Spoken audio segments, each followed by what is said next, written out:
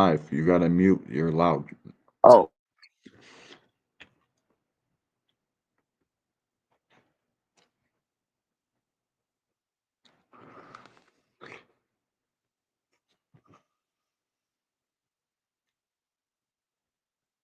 one could have won, but they didn't. Right? Okay, then. That's their problem. A whole bunch of motherfuckers would have won, should have won, could have won, but they didn't. Right? Shit about boxing. Most motherfuckers don't know shit about boxing. Most motherfuckers. Yeah, I ain't gonna lie, I'm getting cooked. Many traits, a master of nothing. We know you don't know nothing about boxing. Champion of the world, Mike Tyson. Then I'll illustrate my reign with bloodshed and pain. Then everybody will fear me. That tremble in the bone. He talks too much, he's ugly, he's pretending I'm the true champion, and they make me the underdog. I'm gonna show them all they're wrong, because I'm the champion. I'm the real champion. There'll never be one like me. They don't want no confrontation. I don't know, don't be a fighter, you don't want no confrontation. No.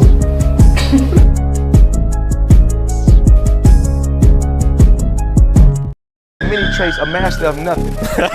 We know you don't know nothing about boxing. Champion of the world, Mike Tyson. Then I'll illustrate my reign with bloodshed and pain. Then everybody will fear me. That tremble in the bone. He talks too much, he's ugly, he's pretending I'm the true champion, and they make me the underdog. I'm gonna show them all they're wrong, because I'm the champion. I'm the real champion. There'll never be one like me. They don't want no confrontation. I don't know, don't be a fighter, you don't want no confrontation. No.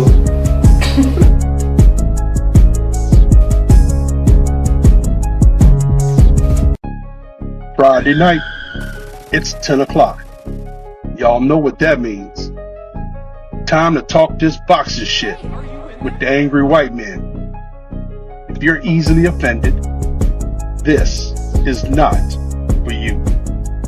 If you're glazing average fighters that are overachievers, this definitely ain't for you.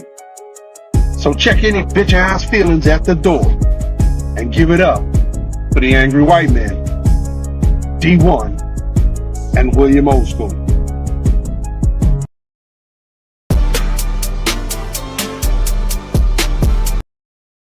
Be a better fighter. We've seen the worst that can happen already. I felt it. Yeah, Devin, we definitely seen the worst. And what is up with y'all? Welcome to another episode of The Angry White Man. We're going to talk about Devin, Brian, and of course this duck. It doesn't matter who's next. If I had to pick, I'm going to be honest, it would be Spence, because that's my dream fight. I've been calling it since AT&T? AT&T, there you go, at the Cowboys Stadium. And I just think that's my dream fight. And I don't care what anyone says about it. Damn, Virgil had y'all fooled. Oscar talking about Boots better not come see him in person. He's gonna be scared. Called him out. He ain't give a shit about none of that. Shout out to Boots for making Virgil look dumb. Show his team. They've been talking all crazy. They've been talking crazy. And I'm gonna back it up. We're going to go over the entire Conor Benn Chris Eubank rematch card. We're gonna make our picks. Last fight we had at 9-3 Eubanks. We should take a little deep dive into that and see what we come up with. Can all of y'all smash the like, share, and subscribe? And come talk some shit with your hosts, D1 and William Oldskool, the angry mother white man.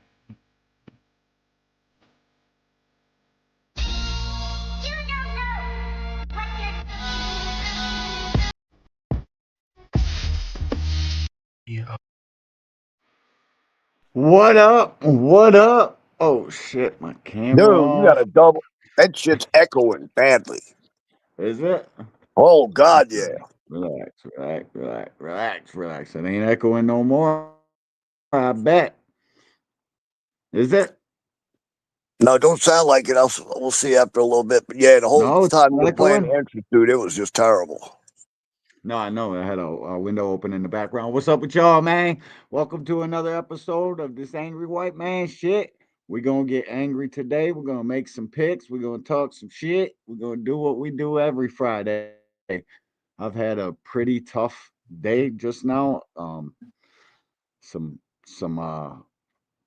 I don't even know how to say it. Some pollen got all over my crops and fucking ruined the entire thing. And now I'm out a couple G's.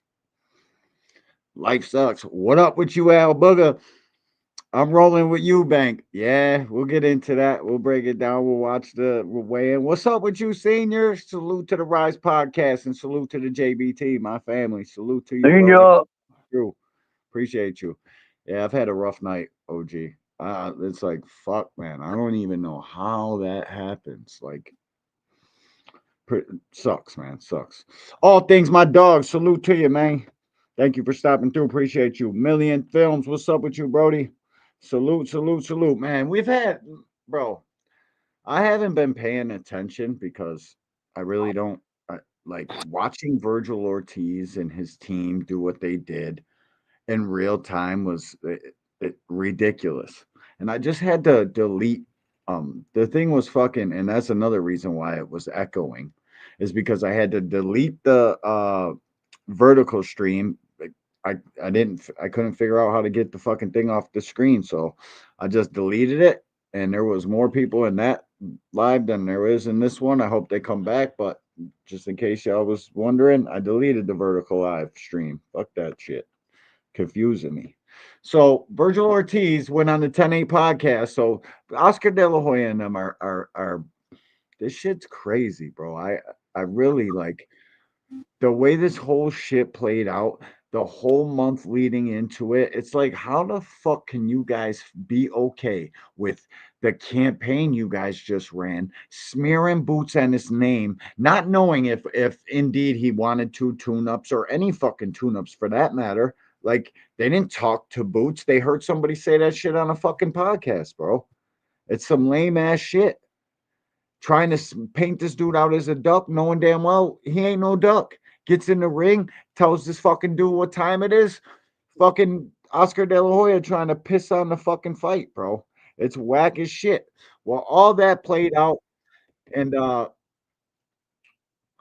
I'm just disappointed, bro. It's hard to even fucking find words for this shit. Oh shit, I ain't even sharing this. Hold up, give me a sec.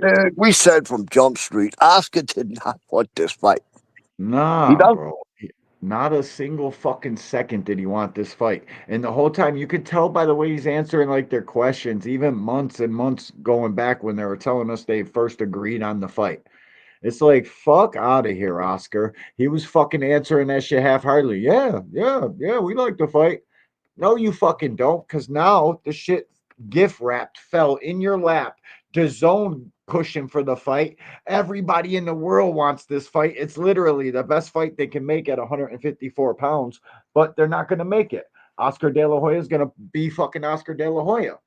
Well, Virgil Ortiz, he's heavy on Twitter. He's on Twitter a lot, an awful lot. So he's probably seeing what fans are saying. So now we're up to here. He's on the 10-8 podcast with Butterball here and the champ Jamel Herring. Shout out to Jamel Herring and doing his thing, bro, on this YouTube shit. It's getting smaller and smaller by the day, but hey, man. Virgil Ortiz, I think it was Greg Hackett that talked to him. At first he's saying, well, all right, I'm gonna play it. Shout out to the 10-8 podcast. We're liking, sharing, subscribing. Boom, I do it right on camera. YouTube, this is for educational purposes only. We're gonna get right to it because we only got a little bit of time for this shit. I just want to there's a glimmer of hope. DAZN is pressing for the motherfucking fight. That Errol Spence shit is dead. Virgil got the fans on his ass. Everybody was going crazy in this joint, telling him what time it is, and they're calling him haters. Just watch, you'll see. And then he agrees. Chasing, you know what I'm saying? Well, he says he wants chasing to the fight. biggest fights out there, and you name Bruce as the number one guy on the list. So I can, but like I said, your number two is crazy because that guy seems like he's been getting ducked. He's been not been called by anybody. What is your reason for that fight as your number two? That's a good fight. I thought about it too, but I wouldn't think that'd be your second choice on the list. He had a very good fight against Tim Tszyu. But I feel like that's really all he has to show for it. I don't really think that he's that guy. If I'm being honest. No. We're talking about Baccarat. Oh, Baccarat. Oh, okay. I don't think he's actually like that. You don't think so? I think he's good. I think he's a scary guy for a lot of people. Mm-hmm. But I've been in with scary guys, and I've knocked them out. Tim Tszyu went in there and said, "I'm going to show him who's the bigger and stronger fighter." And I'm not going to lie. After that fight, he said, "This is what he said." He said, "I don't remember what happened. That shit scared the shit out of me." I'm like, when somebody says that, it's kind of crazy. I would love to see you fight him, but that to me, that might be my scariest fight in terms of you fight him. He's a big, strong dude, but I would love to see it. 154 is insane. Yeah, me too. Virgil, would you? There's callers. Yo, they don't even like know what to say to this dude. Like the whole time they're questioning him, the only thing they want to say is, "Bro, how the fuck come you guys you're bailing out on Boots? The whole fucking world seen this shit play out, and now we get to it, and y'all are trying to dig Errol Spence out of the fucking, literally out of the coffin, bro. This is sad shit, bro. I gotta fast forward. It's like 8 minutes forward. It's fucking crazy, bro. This kid, bro, I don't understand how his team thinks that this is okay. Really, bro. Calling Boots all the things you guys did, and then to get here and do this shit reminds me of the making of Canelo, when Canelo first fucking got into superstardom. I mean, guess who built Canelo into that? The same guy who controls his career. That's what this guy does. He's going to move his guy accordingly. It's fucking whacked. But everybody that has brought up Errol Spence this week, all I kept typing in their chats was, "Let him go. Bro, he is done." Bro, I can't see Virgil Ortiz dismantling Spence. Dude, why would Spence even make that fight or take that fight? Fuck that. If I'm Spence, it would only be like 2 rounds. Spence can't take a punch. Spence is my dog, bro. I don't want to see him get hurt. He cannot take a punch. Me neither, dude. That's why fucking Crawford's jab was looking like that. People are like, damn, just out the blue, Crawford's jab looking like that. Nah, it's because fucking out the blue, Errol Spence is finally fucking all his. See, because Errol Spence has the type of style that works until it doesn't. And with the car accidents and everything this young man has been through, bro, you got to remember, every time you get ready for a fight, the way you fight in that fight, that's how you have to fight in the sparring leading up to the fight, or else you're going to be no good. You fight how you spar, and he fucking going to war in the gyms between every fight, bro. 8-week camps. You never know who the fuck's going to show up next fight. Never. Man, these dudes need better. And then, look, remember what I had been telling you the whole time about Errol. And if you've noticed, every time they brought up him coming back, it always keeps getting pushed back. It keeps getting pushed back because they know what's happening in the gym with him. Yeah, probably getting countered to fucking oblivion. All right, I gotta fucking play this, man. Man, if this kid and Spence somehow reach a fucking deal in Cowboy Stadium, do you think it would be that pop? I don't know, bro. If because this is pretty bad, dude. Boxing needs this fucking fight. Think about it, bro. It's the 2 best 154 pounders in their fucking absolute peak.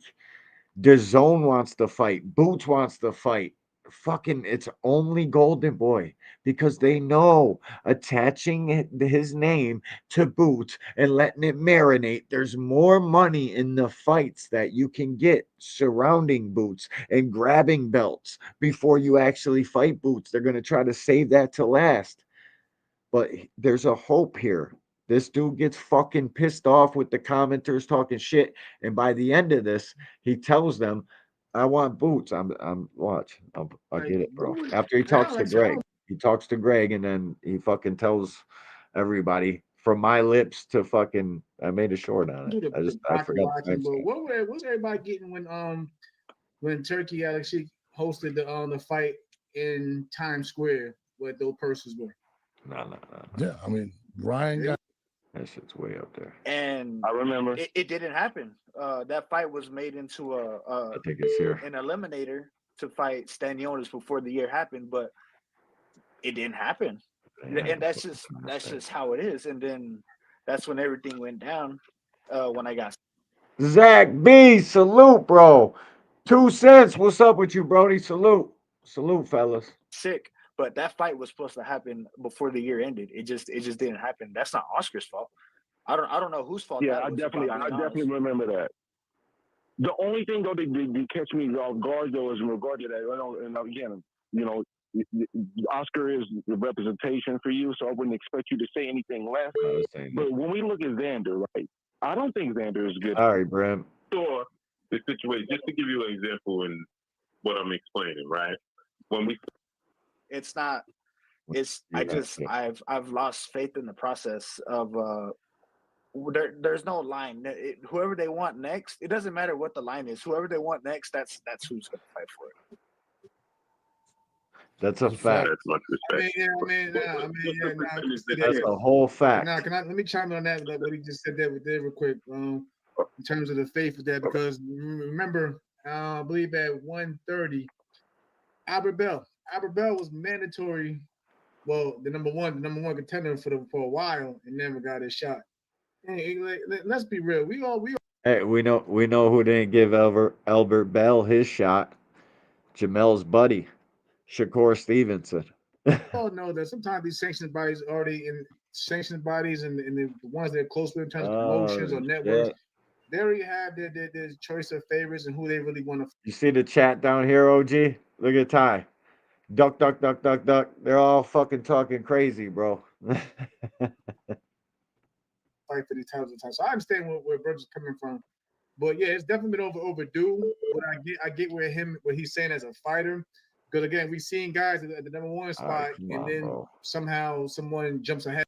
I'm just gonna go ahead and take this fight right now, and the winner will be on the brink of superstardom. Like, how do you feel about that? That's a great question, and man, that just makes everything complicated, huh? Yeah, it really does. I mean, I've been waiting for that shot for a while, right? I don't know. I would probably still pick the Boots fight just because I think that it's a bigger fight, and I feel like that's the fight that everyone wants to see. I mean, maybe we could fight for the Ring magazine, you know? I mean, Boots technically hasn't fought anyone at 154 yet. So I don't know how likely they would make that happen. But I gotta say, I hope my man Doug Fisher is watching this. Shout out to my man Doug in Ring Magazine. Good shout out, Doug. If they're at number 1 and number 2. Doug, we all know. Championship should definitely we all know who number 1 and number 2 is, Doug. Sweeter because any fighter out there would tell you that being the lineal champion means everything, and there's no disrespect to other sections bodies, but being the man and recognized as the man makes a huge difference. So shout out to my man Doug and everyone at Ring Magazine. But if that is the case, we definitely would need that title on the line between Virgil and Boots at being that number 1 and number 2 in the division. Would that be the first time two fighters? Would that be the first time that two fighters that didn't hold a major world title fight for the Ring magazine? I don't think so. I gotta do my research. But that's a good question. But I don't think so, because again, we've seen a lot of guys that probably moved from like jumping from. Take a stab at it.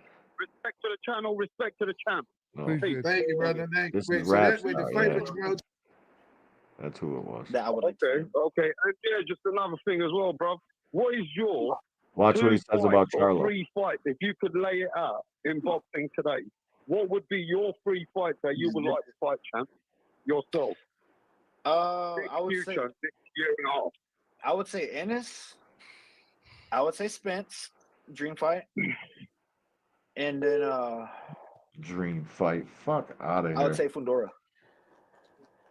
I'm trying to hear All right, what about another man from Texas, Jamel Charlo? Jamel. For me, he's irrelevant, man. Hey, he really is. I call it. Appreciate your time. He was the ex-undisputed champion, though, wasn't it? He was the ex-undisputed lineal champion. Really, though, wasn't it? He was. Shout out to Rap Star for keeping it real. Nice catching up with you, and I'm looking forward to your next fight, bro. Everybody's wanting Boots. The whole boxing fans are talking about Boots. Hopefully you and Boots can make it happen. Boots, people think that, you know, that you guys are ducking the fight now. I know that you wanted the fight before and they didn't want to fight you. So hopefully we can hash this out because, Virgil, that's the fight that a lot of fans are waiting for, bro. Thank you. Hey, and I'll let you in on a secret real quick before you leave. Okay. Jermell said no to me twice for this fight. All right, brother. How come everybody says no twice to this fucking dude? First it's Boots says no twice. Boots wants 2 tune-ups. Fucking Jamel Charlo says no twice. You can't just make claims like that, bro. It sure is funny that Jamel came out and said that nobody will fight him. That he's been asking everybody to fight. So how the fuck? Somebody's lying. Mm-hmm. Yep, somebody's lying, bro. And look at, bro. Like, I can't fucking look at this whole situation. I don't care. Turkey and them can try to fucking say what they want. I don't believe Team Ortiz would fucking fight Boots. And you can't fucking tell me no different. I don't give a fuck about fights in Saudi, none of that shit. Because if Boots would have said yes, they would have said no. That's what I believe. There's no fucking way this dude wants to fight. No fucking way. But he doesn't say he wants to fight, but we'll see. It's like 2 more minutes. I'll be talking some shit in a second. Respect to the channel, respect to the champ. Thank you, brother. Thank you. Wait, so that the fight with Jermell Charlo was offered to you? Yep. Twice. How long ago? I don't know how long ago it was, but it was Hold on, Greg. I would say like a Yeah, month Greg or two before Hackett's on now. Lubin Now fight got this is signed. the part I was looking for. Around this time, it was supposed to happen. It could have been Saturday, pretty much. It could have been Saturday. Gotcha. Yeah, and I just thought it was really funny that he was saying that I'm not shit, and in the interviews and stuff, and that or whatever. Like you could have been up there. You could have said yeah, but he didn't, and now he wants to run his mouth. Speaking of Boots Camp, I just want to put this out there. I got my man Greg Hackett on the line real quick before we let you go. Greg, you there? Yeah, what's going on, y'all? What's good, my brother? I'm chilling. I just wanted to say, I mean, first of all, congratulations, Virgil. You know what I mean? You did your thing. Got rid of Lubin. You know what I mean? I'm just like curious, like on some real shit, like not even on no funny shit. If the Boots fight wasn't going to be next, then why did his name keep coming up? Like, why was that the main thing that coming up? Hey, can you say that again? Because the beeping is kind of getting to me. I'm sorry, dude. I apologize. What you shit on D&D, goddammit? I did. Norv, you playing around, Norv. I said if the Boots fight wasn't going to be next, then why, like at the press conferences and interviews, you know, if it just wasn't going to be next, then why was his name just coming up? Well, first of all, great motherfucking question. No one said it's not going to be next, and it wasn't my idea I for him to come out to the fight. So he didn't have to do all that, but he did, right? And I didn't tell him to come into the ring. I just saw that he was in the ring already, so I said, "Come over here." Since we were already on the subject of the question, right? So, like I said, no one's saying that the fight is not going to happen next. I would love for it to happen. If it, like I said, if it was up to me, I you know what? I've already moved on my mind from Spence already at this point. I would love to. I would still like to fight Spence at some point in the future, but at this point now, it's all Boots for right now. That's the fight that I would want. But as far as other people saying different stuff, I can't speak on that. But from my words, from my mouth right now, I'm telling you that I would pick that for that fight to happen next. I don't know if I believe him, bro. Like he's stuttering and fumbling over it. No, you know why? Because listen closely to what he says. He says other people. Them other people is Oscar De La Hoya, buddy. Do you guys believe him? Chat? It's also that other guy that interviewed his manager or whatever. None of them, or his daddy, whoever the hell that was, none of them want this fight. Rick Merrigan's retarded ass. Yeah, he's asking for $10 million. Like, who the fuck, bro? 10 mil is some crazy money. And if you're gonna be on pay-per-view, and I don't know even know how that would work. DAZN just bundled their packages for $45, and now I get the fucking Ben Eubank fight tomorrow in my subscription, and we don't got to worry about shit. It's not gonna freeze. It's not gonna load. So they say. We'll see. I don't trust shit until I'm actually watching the fight. That $45 is gonna work, but we'll see, man.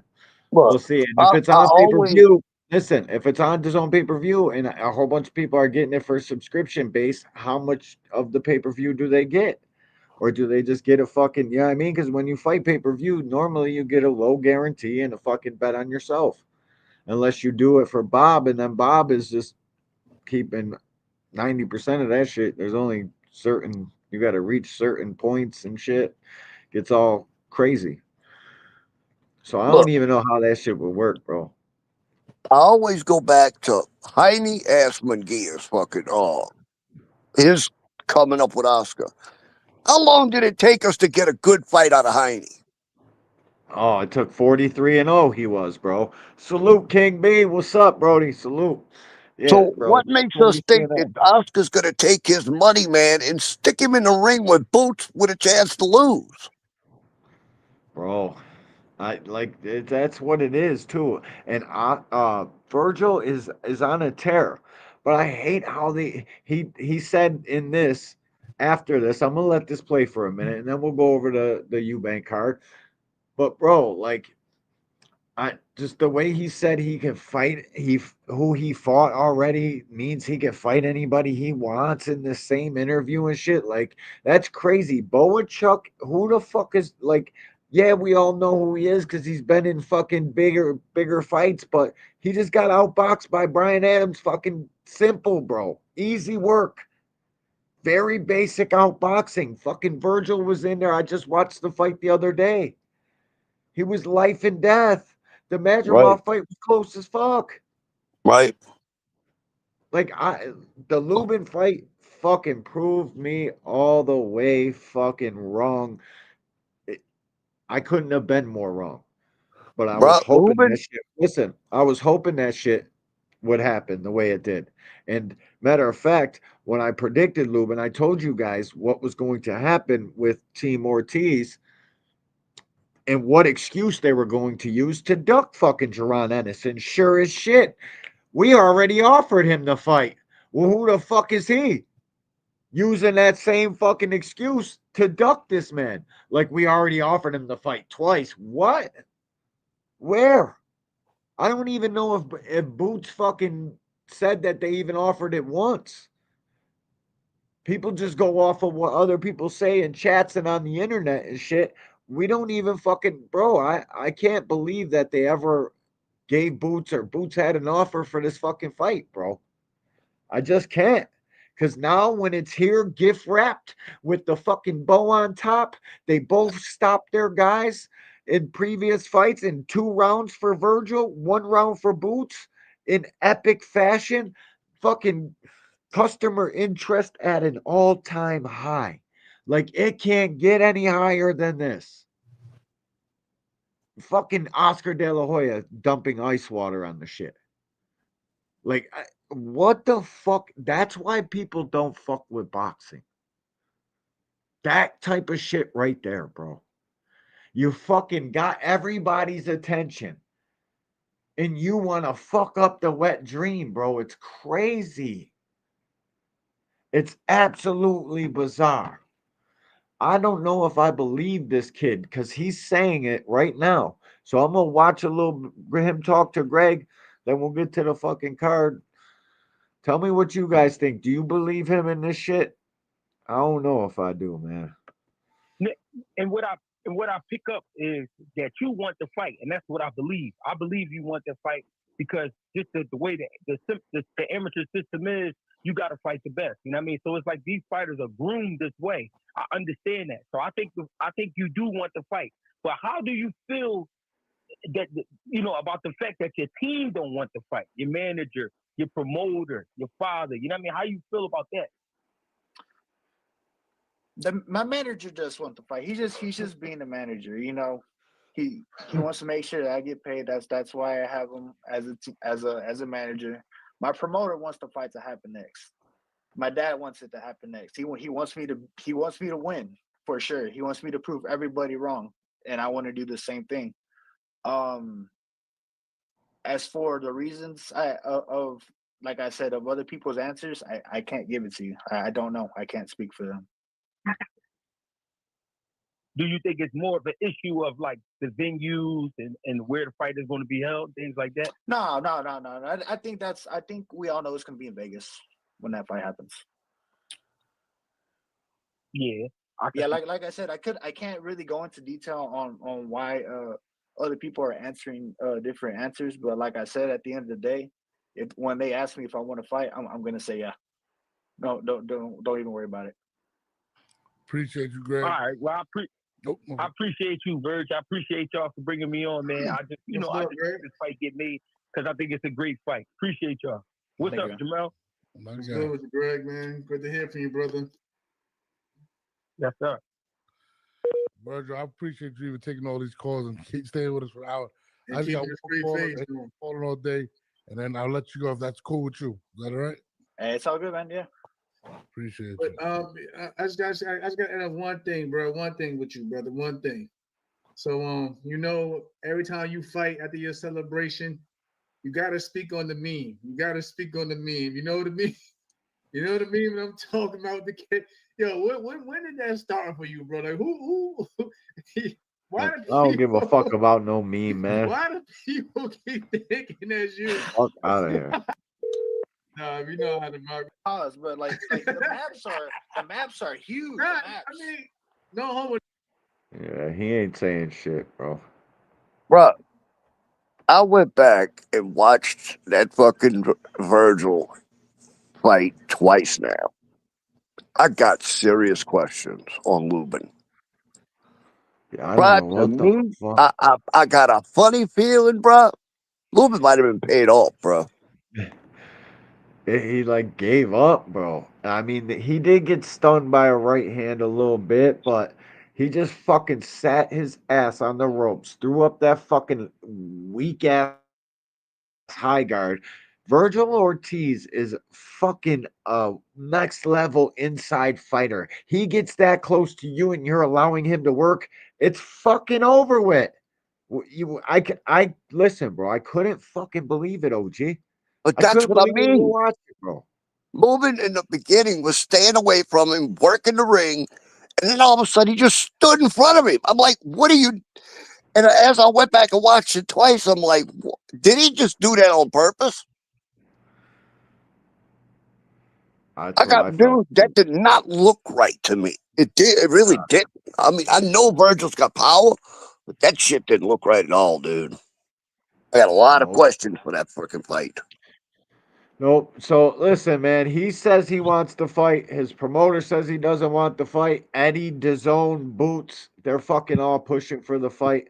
I hope Virgil comes to his bitch ass senses and takes the fucking fight because something like this is very hard to come back from. Let's pick this motherfucking fight. Get up out of here. Let's see. Fuck this. Yep. Did I share it? No. Hold up. All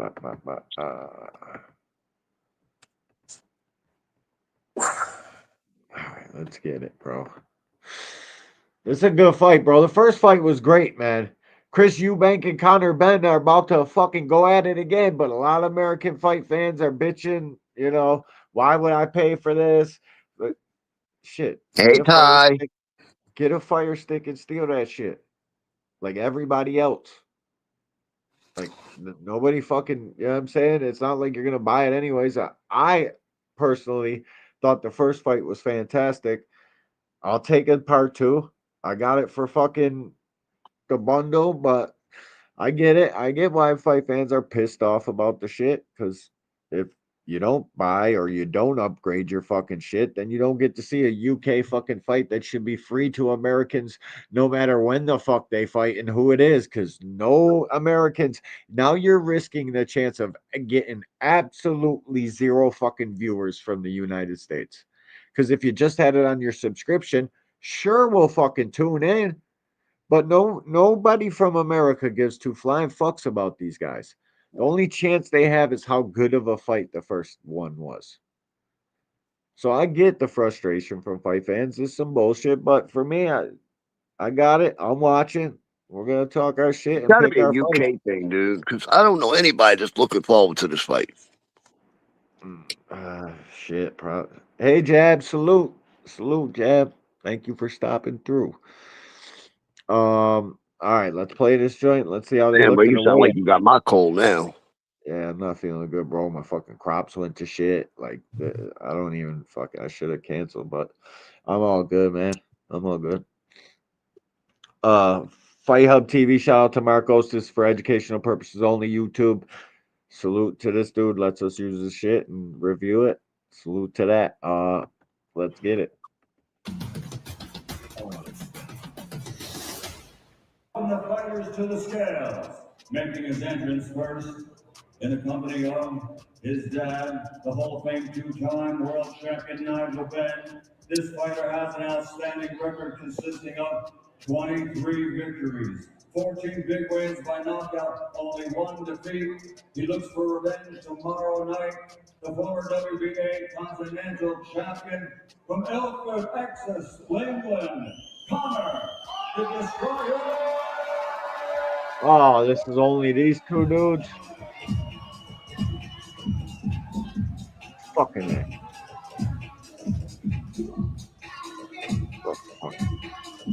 He ain't been a destroyer since the eggs are gone. Nah, real shit. And here's the corner, ladies and gentlemen. Let's You've welcome been him to the destroying ring. shit. Making his entrance, his No professional eggs for record, you. now standing 135 victories, 25 big wins by knockout, only 3 defeats. He's the former two-time IBO middleweight world champion from Brighton, England, ranked number 3 in the world by the Power Boxing. Did you see anything about this or hear it? Or they said fucking Eubank came in lighter than Ben, but I didn't see it. I just seen that or so. I don't know where the fuck I seen it or heard it. It said Dude, Eubank made weight much easier this time. let's face it, bro. Eubank just literally outboxed the crap out of him last time. And if he thinks that's going to get any better for him this time, Connor's in for a world of hurt, bro. We're gonna see, bro. We're definitely gonna see it. I like that joint. Boom. Let's see it. I didn't even see these dudes on the scale. But this is just a ceremonial joint. Cash Sports, my dude. Salute, OG Kaz. Salute to you, man. Thanks for stopping through. Appreciate you. 7 months ago, they stepped in the same ring. Episode 2 tomorrow night. First on the scales. His record: 23 victories, 14 wins by knockout, and 1 defeat. Weighing in officially at 159.3. 159.3 pounds.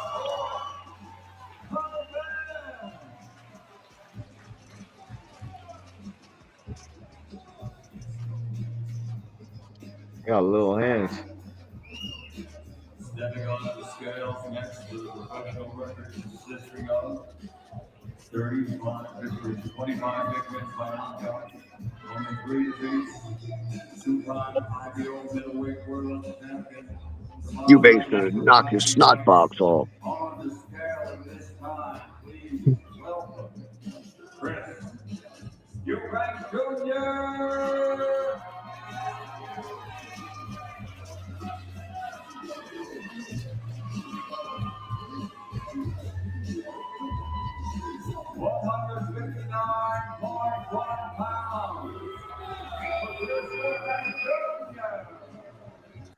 That's a big deal, bro. Did you see the last time he made the weight? The fucking they were pouring the shit out of his sweatsuit, bro. He had to fucking cut mad weight all at the end. This time he's with Bomac. The fact that he's prepared this time, dude, I'm telling you, dude, Connor is in trouble in this one. Think so, bro.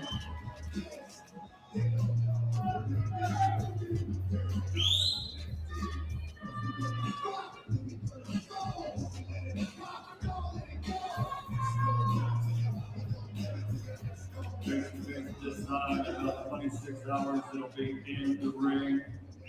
I don't know why the fuck there ain't no Edgar Usman Catterall joint.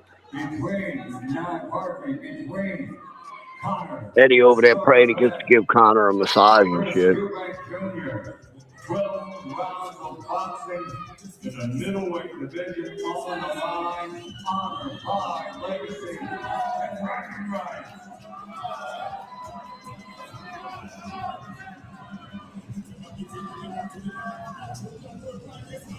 Yeah, Eubank's considerably bigger than him. But Ben is thicker than Eubank. Much thicker. Conor Ben don't belong at no fucking 47. He's over here trying to put that excuse into the fight and shit.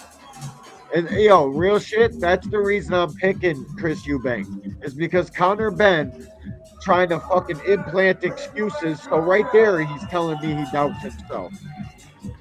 You know what I'm saying? Yeah. Oh shit. I knew that I was gonna do that. Fuck. Yeah, bro. So we're both picking what's his name? Eubank. Yeah, here's the Usman joint. Shout out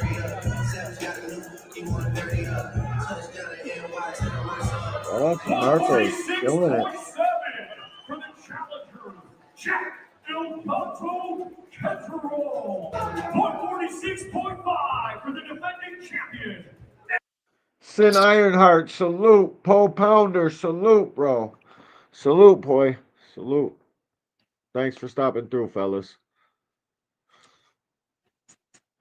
The ancient Eubank. Now to the scale, the challenger Jack. Boy, of course I upgraded. The second I heard about it, it makes fucking perfect sense to me. I'm going to watch Ben Eubank, no, whether I got to fire stick it, buy it. I'm a real boxing junkie.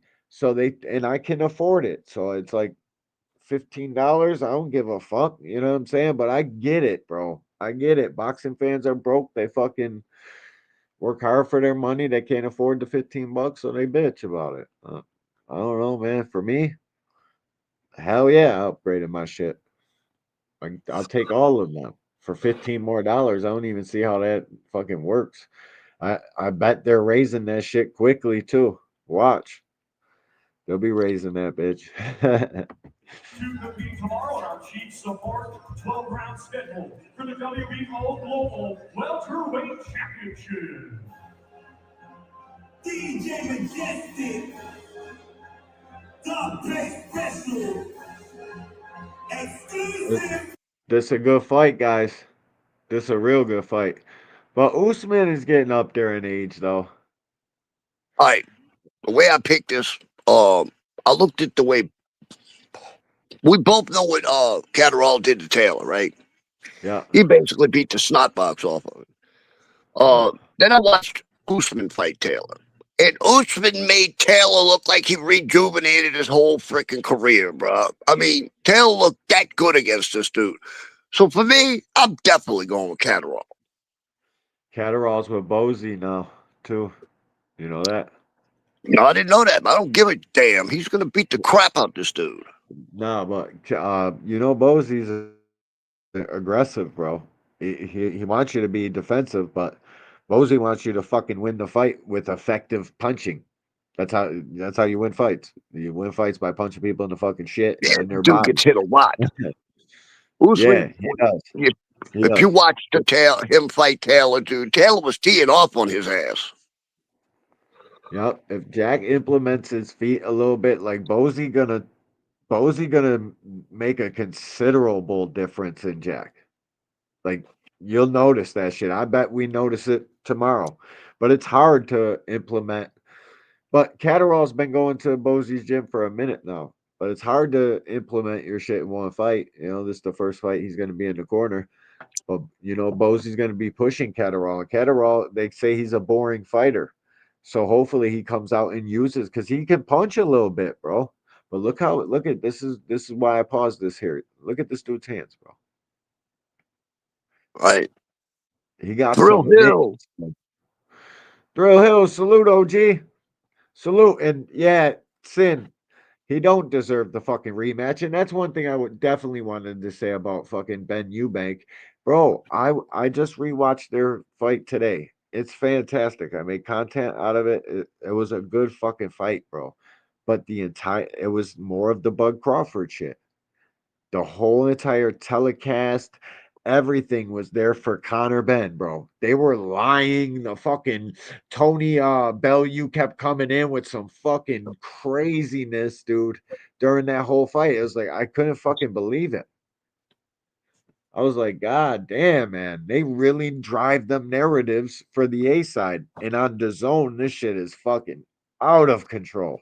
Well, Watch how bad Eddie's the one putting up the money for this shit. And Connor Benn is his little nuts. dream fighter for some goddamn reason. Yes, bro. And bro, the people of all the people over there are all going for Ben, bro. They want the Bens to finally get a win.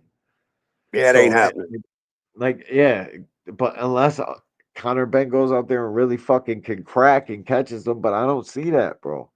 Like fucking Eubank can make more adjustments. Now he's with Bomac. It's gonna be a fucking tough night for Connor Ben, guys. Fucking And let's face it, he hasn't cracked since the egg shit.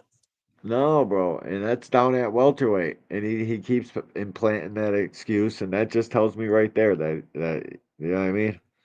Once Right. you're trying to make embedded excuses and shit, and the way he said he respects Chris, his fighting will, like the way he fucking fights, he ain't backing down. He's a dog for real. They both are. They're both fucking dogs, bro. Go back and watch that fight, man. That shit was fucking entertaining, bro. It They was. went at it. They went at it from the first round to the 12th round, and in the 12th, they were letting that shit fly, bro. That's how two guys that want to win a fight close out a fight, fucking duking it out. But the telecast had fucking Ben up and like crazy shit, dude. They were fucking sucking. It was bizarre. But yo, in this fight, if Usman was if Echo wasn't fucking 38, maybe even 39 by now, because he just beat Taylor, but Josh Taylor's fucking shot out, dude. That's what I seen. I Dude. seen a shout out Josh Taylor. Like you could see him like questioning himself against Usman. Echo Yeah, but Usman. dude, if you looked at the fight, Josh was looking good compared to the other fights against this dude. Yeah, he looked a little rejuvenated in the beginning of the fight. He's a front runner. And that's why back in the day when they were talking Tank Davis and shit, Tank would have knocked fucking Taylor out. Easy, too. Yep. The way fucking Taylor pushes that issue, bro, Tank would have caught him with something he ain't see. Dead on the button, it's over with. He would have been sleeping. I just think Catterall's gonna outbox this dude and put him on the canvas, bro. Usman gets hit too gonna much, have and to. Catterall can't, like you said, can crack a little bit. And you know, bro, you know who had the tougher weight cut out of these two guys to 147. It's definitely this fucking guy. I don't Right. even, he's fucking big, bro. Big dude, bro. Big dude. I'm a little worried, bro, actually. He could probably fucking overpower Catterall. And sometimes when you don't want to box and you just say, fuck it. This is a tough fight, man. But if Usman wasn't 38, I would pick him. I'm going to go with Catterall outboxing Usman, but it's going to be a thrilling fight. This might fucking steal the show. You never know. Especially with Catterall trying to fucking up the output and really try to be a exciting fighter. You know what I'm saying? Right. Yeah. What's the other one? What's the Oh, number one that against David. Richard. Whatever the crap is last. I can't even Reactor? pronounce that shit. And Tommy Reactor? Wells. Richard Reactor? Shit. Yeah, it's two heavyweights. Here's the way I see these guys. This guy Richard can box his ass off, but if you look at the guys he's boxed, they all look like they came in off the street and were working another job or some kind of shit. Because none of them look worth a damn. He does got a little crack to him. He's a heavyweight. I mean, fuck. This guy, Tommy Welsh, is a brawler. And he swings with big, monstrous punches, and he can punch. I got Tommy Welsh knocking this dude out. Yeah. All right, is this it? Right here. Let's get it. Tommy Walsh came from.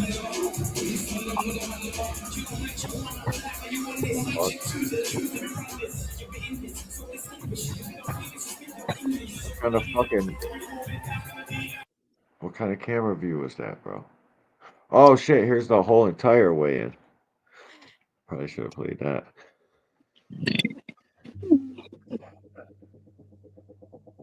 But I think fucking Ring Magazine flags us, probably because we talk shit, but I don't care. Shout out to Ring Magazine. We're liking, sharing, subscribing.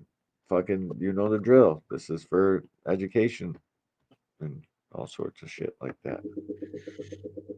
Wow. How long were they keeping people waiting in the show? Brilliant. What do you make of the introduction of Bomac? Tony Bell used the Liam Smith fight. He's a fucking, he's a Conor Benn ball bag carrier. He likes to carry the sack of nuts from fucking Conor Benn the entire telecast. Watch for this shit. Watch tomorrow. You guys are going to see it like crazy. He's all freshly dyed up. Fucking mustache dyed, ready to fucking suck on some Ben balls. Chris's best performance in recent years. No, let's get right to the weigh-ins. Because we got to go over this Devin Haney interview, bro. He says some crazy shit. This is going to be crazy, bro. This Devin Haney shit is bizarre. Time to get the show on the road. Your call is packed to the rafters. They're going to enjoy this one. It's time to start the weigh-ins. Let's throw it over to your MC, Mr. Thomas Schreiber. Ladies and gentlemen, welcome to the official weigh-in for the Ring Unfinished Business. Chris Eubank Jr. versus Conor Benn 2 tomorrow at Tottenham Hotspur Stadium in London.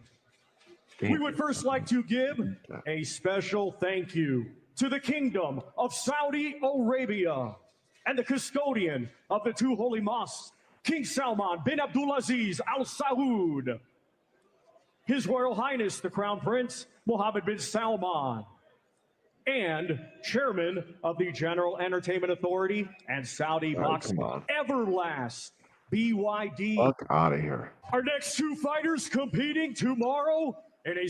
Who is this? You didn't pick this one, right? No.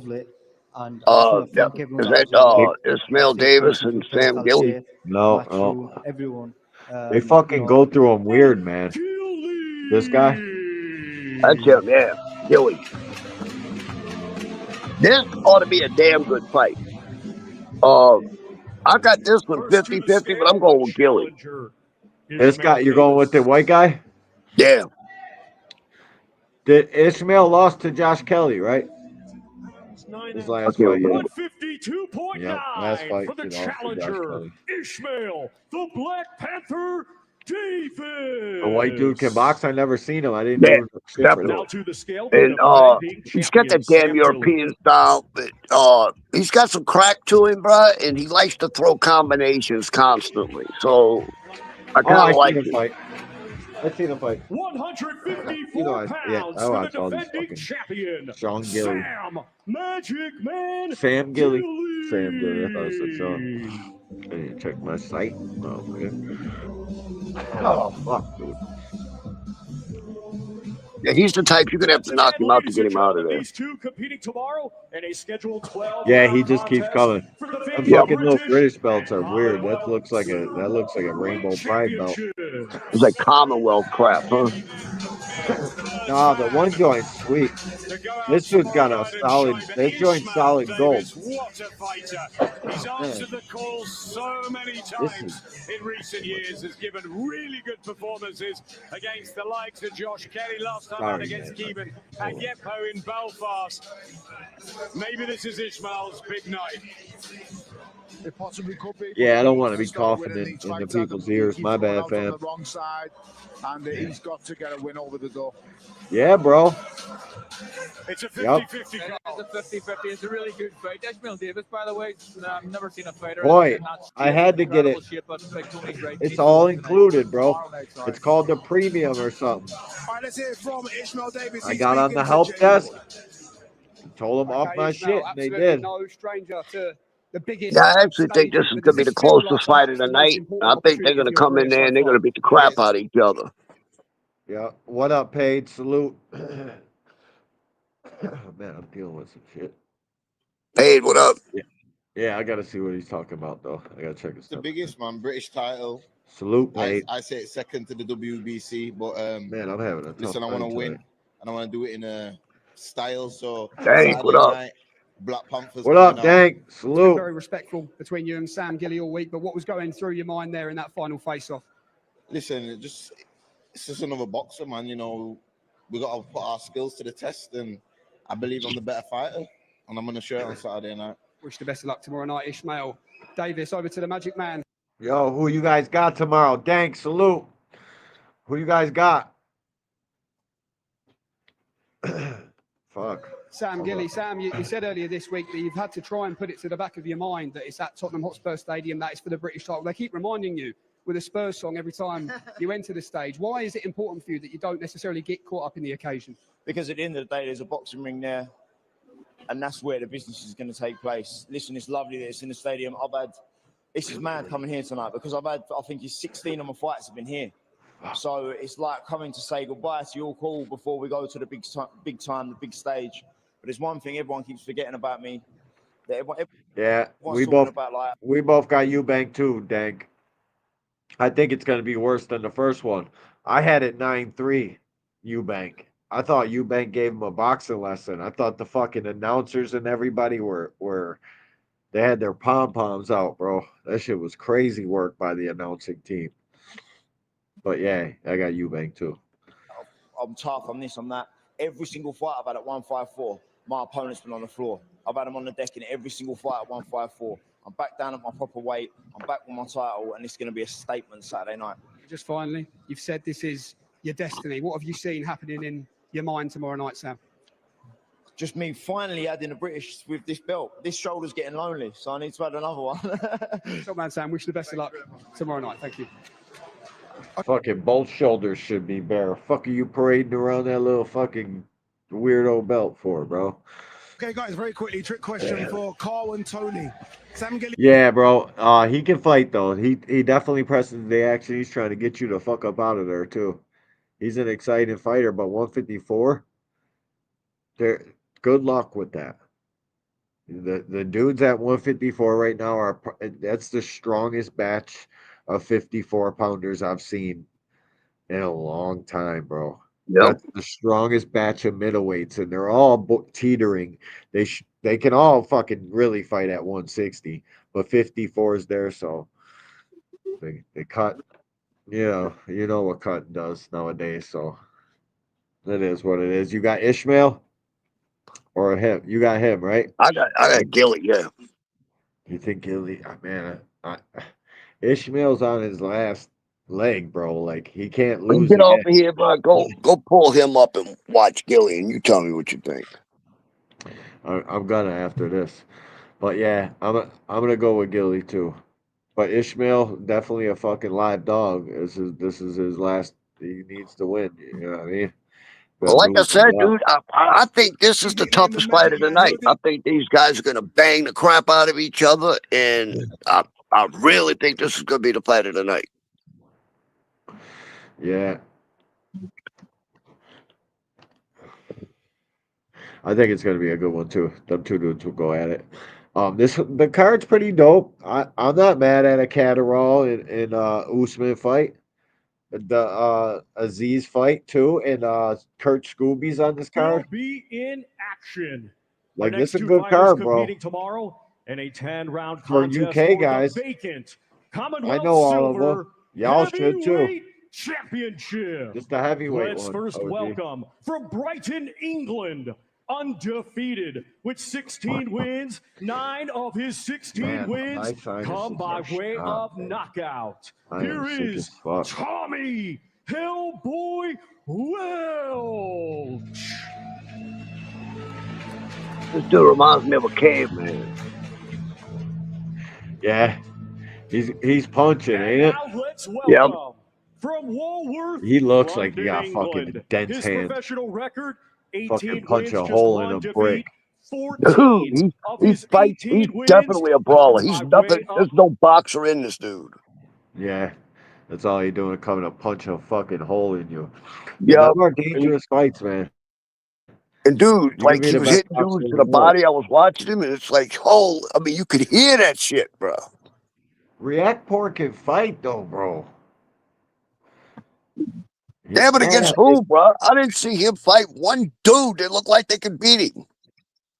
He's up at this is heavyweight, right? He just moved up. I just watched him crush a guy. We watched him crush dude on the last card. Oh, the Tyson Fury joint. 233 I do wanna make that pounds card. for the undefeated Tommy Hellboy Welch. Now to the scale, Hellboy must have a Richard dynamite right hand. He ain't got much of a neck, that's for sure. Yeah, it'd be hard to knock his ass out. This dude too. He ain't. 236.7 for Richard. That's a the big Midnight dude, bro. Train Reactor. He can box, bro. Like I said, when I talked about him, he can box. I'll give him that. Big chance of it. Heavyweight now for Yeah, he got long straight punches, bro. cruiserweight, of course, lost that big fight at Selhurst Park. He can fight a little bit. I just don't know if he can fuck with the big guys. For Tommy, but he But fancies this, Tony, doesn't the he? big guy is He does, 6'4" and he now. talks a really good game, and I'm looking Oh, forward to seeing you him. know what I'm saying? He's undefeated. We Right. don't know this guy's level yet, and that for me is the It's big smaller question. batches of Can he keep heavyweights. with Look at the Richard Jit Reactor? Richard Cabiel. I Reactor, think Wow. Cabiel champion. probably beats See that any of look on them. Welch's Wardley's face, not bro? Record is stronger. How big is Wardley? 6'4", 6'5", max. Something like that. Wardley, a devastating puncher though. You see, fucking my guy Joey P. got caught Hey. sniffing the fucking Yeah, I know, Kobe bro. sugar. That's a fucking shame. Yeah, how the fuck you getting yipped up week of? You and That that was fucking stupid Andy on his Lee part. sniffing lines, fucking searching for the energy to fucking keep training. You gotta sniff some lines to have the energy. You're not back, dude. Just hang it up. Did you see that look on Did you see that look on Welch's face when he was standing face to face? No. That's the same look he has when he's fighting. Hold on, let me rewind it. Dude, he's got that look like I'm about to tear your fucking chin off, buddy. Cruiserweight, of course, lost that big fight at Selhurst Park. In with Tommy Welch, Yeah, he looks like undefeated a in crazy 16, dude. a big jump Yep. up for Tommy, but he fancies Solid, this, Tony, too. doesn't he? He does, and he talks And that's a the really way he good looks game, when he's and fighting. I'm looking There's forward to nothing seeing him. smile He's about that undefeated. dude or We anything don't like know that. this guy's level yet, and that for me I is think the he big might be a question. little Reactpor was just a little like, oh shit, he means it. Can he keep with Richard Reactor? And he's Richard Reactor's a 16-0, former 9 champion knockouts. and knows his way around the boxing. Richard Yeah. Reactor is stronger at this weight. I was Who you amazed he going could with? make cruiserweight. I'm He's a going big Welch, dog. bro. I'm really looking forward to this fight. Yeah. What the fuck is Reactpor's record? I don't even know. Oh, God. What is it, like I think he 19? lost. I think he lost one. Hold up. Richard Reactpor. Hold up, let me see. If I would have What's seen his this dude, UK heavyweight Richard Reactpor record? if I would have seen Richard fighting, like the fights I tried to pull up of his and watch him, he was fighting these little dudes, bro, that didn't even look like they belonged in the ring with him. Yeah, where he's 18-1, one knockout. I think Dan Aziz knocked him out. Dan Aziz is fighting on this card. Yeah, shit. I'm gonna go with Reactpor though, bro. All right. I know him. I could be wrong, bro, but I just don't think. Yeah, you might be right though. This dude might be fucking throwing bombs, and the way I seen it, yeah, I'm gonna go with this dude too. Yeah. What's his name? Welch. Welch, you better not fucking disappoint me, bro. That's another one, Brian. Go look him up and watch him fight. You'll see what I'm talking about. You pick a lot of guys right too, so I'll go with this dude. I'm gonna look him up after. Dank, I'm sick, bro. My whole crop just got pollinated, dog. Sick to my stomach, Dank. Like real sick. Condition, isn't he? React for, and he told me, Carl, this week he's so glad he doesn't have to boil down the cruiser now. I mean, it must be a dream when you're someone that's look at the size of the guy. He's a monster of a man. He is a big dude. Absolutely night and day, having to get to the, well, not having to get to this weight. He walks around and does whatever he wants, but look at the shape of him. My God. All right, let's hear from Tommy Welch first. He's Boy, yeah, I seen your question, bro. And it's definitely in there, dog. I got the pay-per-view. I just upped my subscription to $45. Now they say I get all the pay-per-views. We'll see how long it stays $45 though.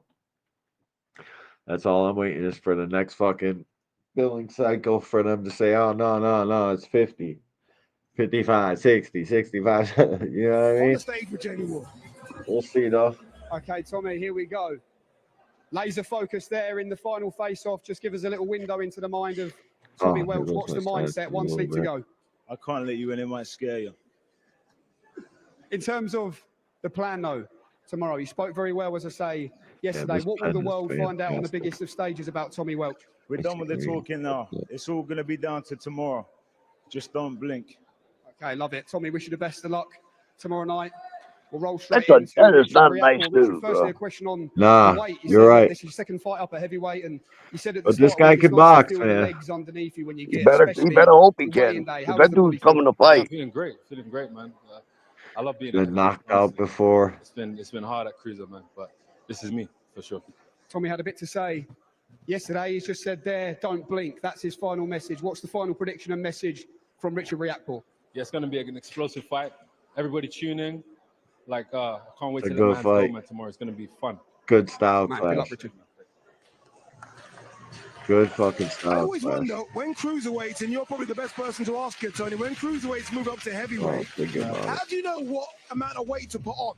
Like, when do you know what's your ideal weight to fight with? You'd have a training weight out there, whatever you feel best at in sparring. Mine was 15 stone. If I felt when I fought in the rematch, that was the perfect weight for me. 15 stone on the nose. A pound over, I feel sluggish. A pound under, I feel a bit drained. So that was all your sparring's done at that and all your fighting. Can I ask a question, Tony? I imagine you probably sparred at that when you were a cruiserweight, 15 stone, and then having to boil yourself down. Yeah. You just stayed there as a I would heavy? walk around at All 16 right, guys, stone. don't get too much into it. Thomas is over there waiting. What's this? Fuck A is in our podcast? club Sean, here. back to you. Our next two fighters competing tomorrow Kurt in a Scooby. scheduled 12-round contest, and it will be for the Yeah, vacant see this one. WBO Intercontinental Super Lightweight Championship. Let's first Intercontinental. welcome, coming to us from Anticipation, Golden, Joe. California. Oh shit! USA. That means He this brings a continent professional and record that of continent. 18 wins, just one defeat. The fuck I'm talking 16 about. of his 18 wins come by way of knockout. Ladies Real and champ gentlemen, shit. here is Kurt Scooby. I like Kurt a little bit.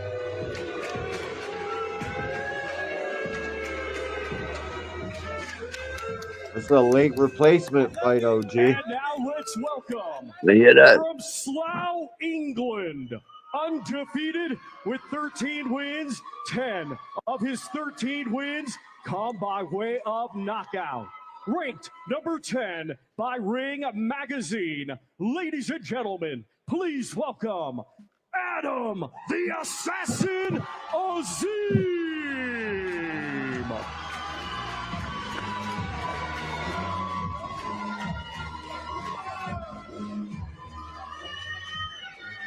First to the scale will be Kurt Scooby.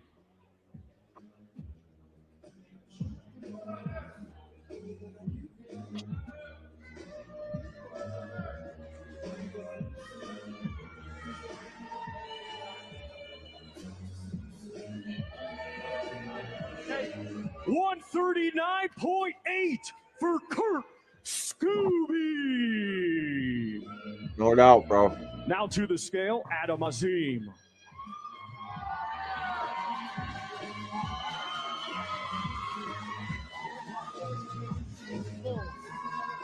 This dude thinks he's the man, 39.4 for Adam the Azim. undefeated Adam the Oh, shit. Assassin Azim. And once again, ladies and gentlemen, these two competing tomorrow in a 12-round You can contest fight, for though. the vacant WBO I think I've seen him fight Intercontinental before. Super Lightweight Championship. Well, he's played his part, hasn't he? Kurt Scooby, who came through from the Box Raw, a sparring club, and he's got his big opportunity. He can hit, he can really punch early. But Adam Azim, Tony, in my opinion, one of the hottest fighters we have. I agree. I think this kid's the quickest fighter in the country. His hand speed is unbelievable, unparalleled. But this Scooby's the first guy who's trying to get under his skin, get in his face, and that will be, you know, I don't think that's going to phase Adam Azim at all. But like I said, this is the first time it's happened to him. All lessons to learn. He did it at the press conference. He's trying it again here. Carl, this Kurt Scooby from America, but Adam's keeping his cool. Yeah, he is keeping his cool. But look, this is something that's going to help Adam in his career going forward. He's going to come up against these sort of loudmouths. Maybe Americans, typically, a lot of them are like this guy. So Adam's going to face plenty of them. It's just something he's going to have to get used to. But like Tony says, he's the fastest hands in British boxing right now, maybe world boxing. 16 knockouts though, Kurt Scooby. Punch, and he's on the record, he can really bang, but Adam Azim, unbeaten in 30 with 10 knockouts of his own. As Tony says, one of the quickest fighters in the world and one of the most promising. Him or Ryan Garcia for the speed. Unbelievable speed. It's like Amir Khan. Yeah. That's what it's like, the hand speed. I thought he was going to hit him on the head with that trainer for a second. I thought, 1 second.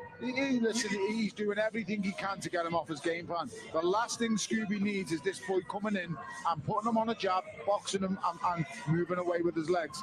He needs this boy to have a fight with him in the middle of the ring to stand a chance. Adam Azim will be stupid enough to fall. He's got a very good coach in Shane McGuigan in his corner, and that is important. He needs to play his part tomorrow. He's got a brilliant coach in Shane McGuigan. Also, Addy, he's got a huge team around him now, Adam Azim.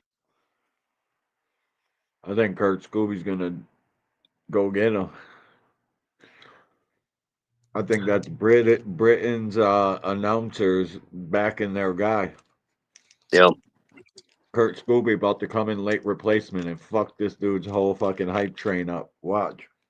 They've got breathing coaches, conditioners, mental, physical parts, everything inside his cap. He is honestly He's supposed to being be a man. trained for superstardom. And he might need it tomorrow against Kurt Scooby, who's on stage right now with Jamie Ward. Jamie. Kurt, we've loved your energy this week, but just tell us, what were you saying to Adam Azim there in the final face-off? I must break you. I must break you.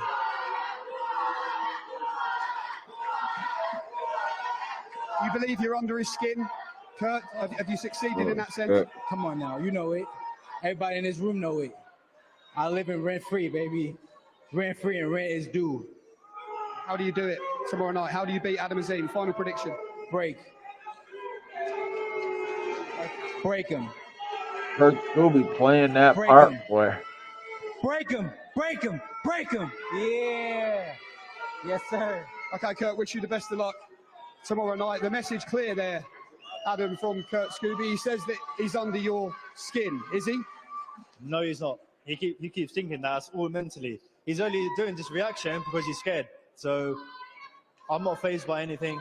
My job is to smash him on Saturday night. Everyone over here knows that I'm going to smash him on Saturday night, especially Ben Shalom, nice gentleman down here with the nice Versace jumper. And I know for sure Eddie Hearn knows I'm going to smash him as well. So let's get that shit. What were you saying back to him there in the face-off?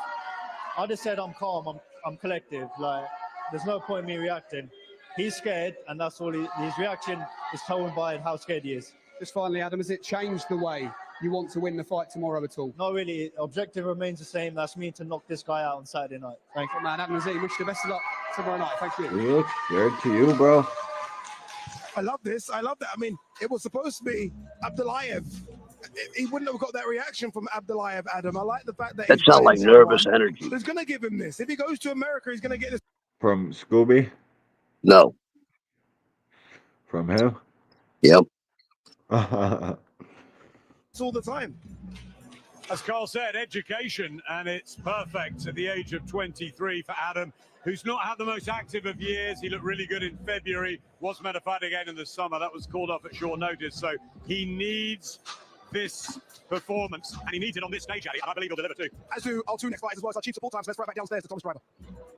Our next two fighters competing in tomorrow's Chief Support. It is scheduled for 12 rounds, and it will be for the WBO Global Welterweight Championship. We didn't see what they said, right? The defending champion from Nottingham, England.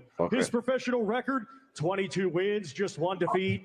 8 wins come by way of knockout. Ranked number 10 by Ring Magazine. Let's welcome Echo the Engine Essuman.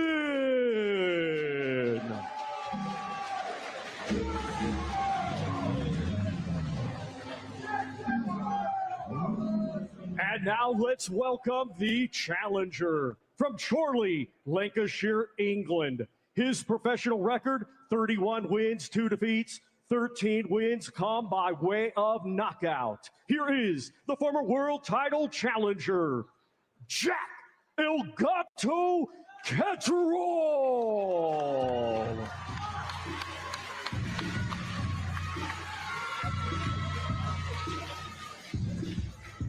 And we welcome first to the scale, Echo Essuman, the defending champion.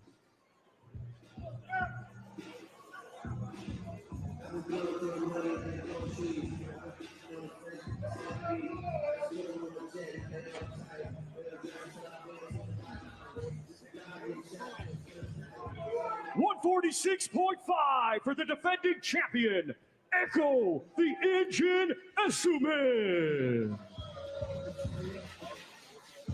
Now to the scale, the challenger, Jack Catterall.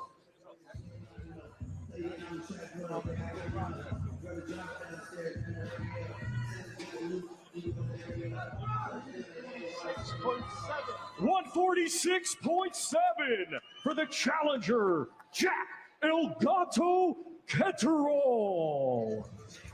And once again, ladies and gentlemen, these two competing tomorrow in our Chief Support 12-round schedule for the WBO. What a fascinating Chief Support here. Jack Catterall, El Gato, move training camp from Jamie Moore, longtime trainer. We're both going with, I want to hear what they got to say.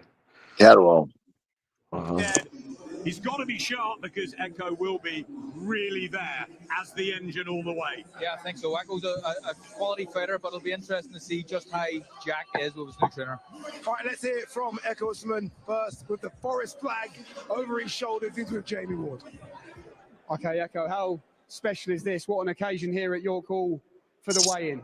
Why do you believe this is the setting that will truly bring the best out of Echo Essuman tomorrow night? Because it's just my time. I've got the momentum, I'm cruising, I'm ready to arise to the next levels. How do you believe you do it, Echo? Just final message maybe to Jack Catterall, to the fans, to world boxing, to the welterweight division. How do you beat him tomorrow night? I'd just be myself and enjoy it. Okay. Simple as that. Wish you the best of luck tomorrow night. Echo Essuman, a fascinating Chief Support.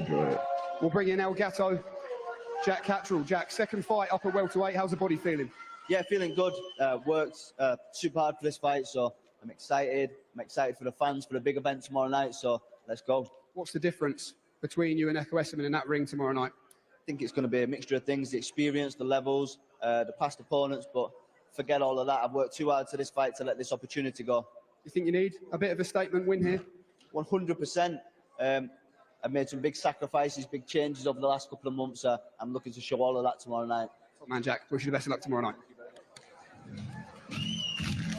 The big cards just keep on coming on the zone. We have this one on Saturday. You don't have to wait too long for another special one. November 22nd, ring. You know who else is fighting tomorrow too? Rafael Espinosa. Really? We'll pull that up. I don't know if it's even on here, but I'll look. Or David Benavidez versus Anthony Yard. Rafael Espinosa is must-see TV.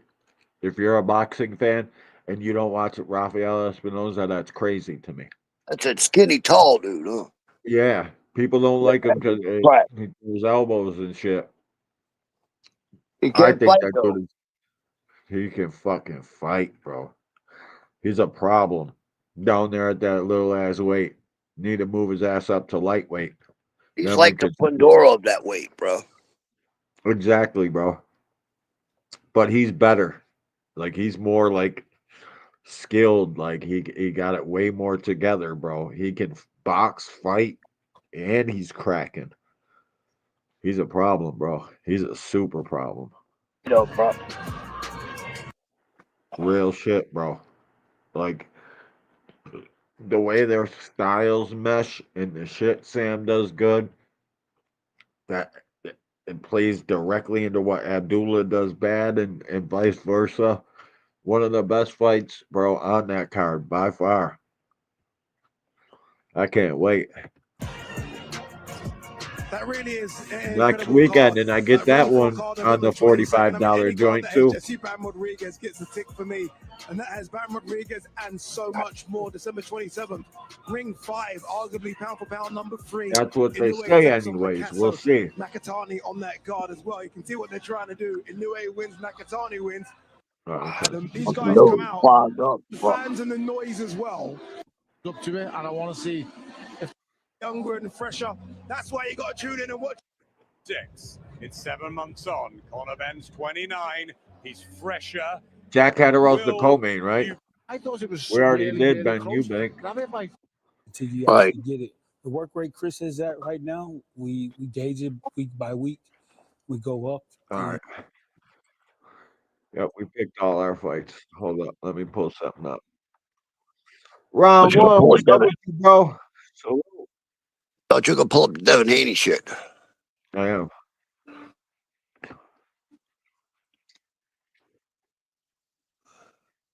I got an Abdullah Mason interview, and I got a Devin Haney joint.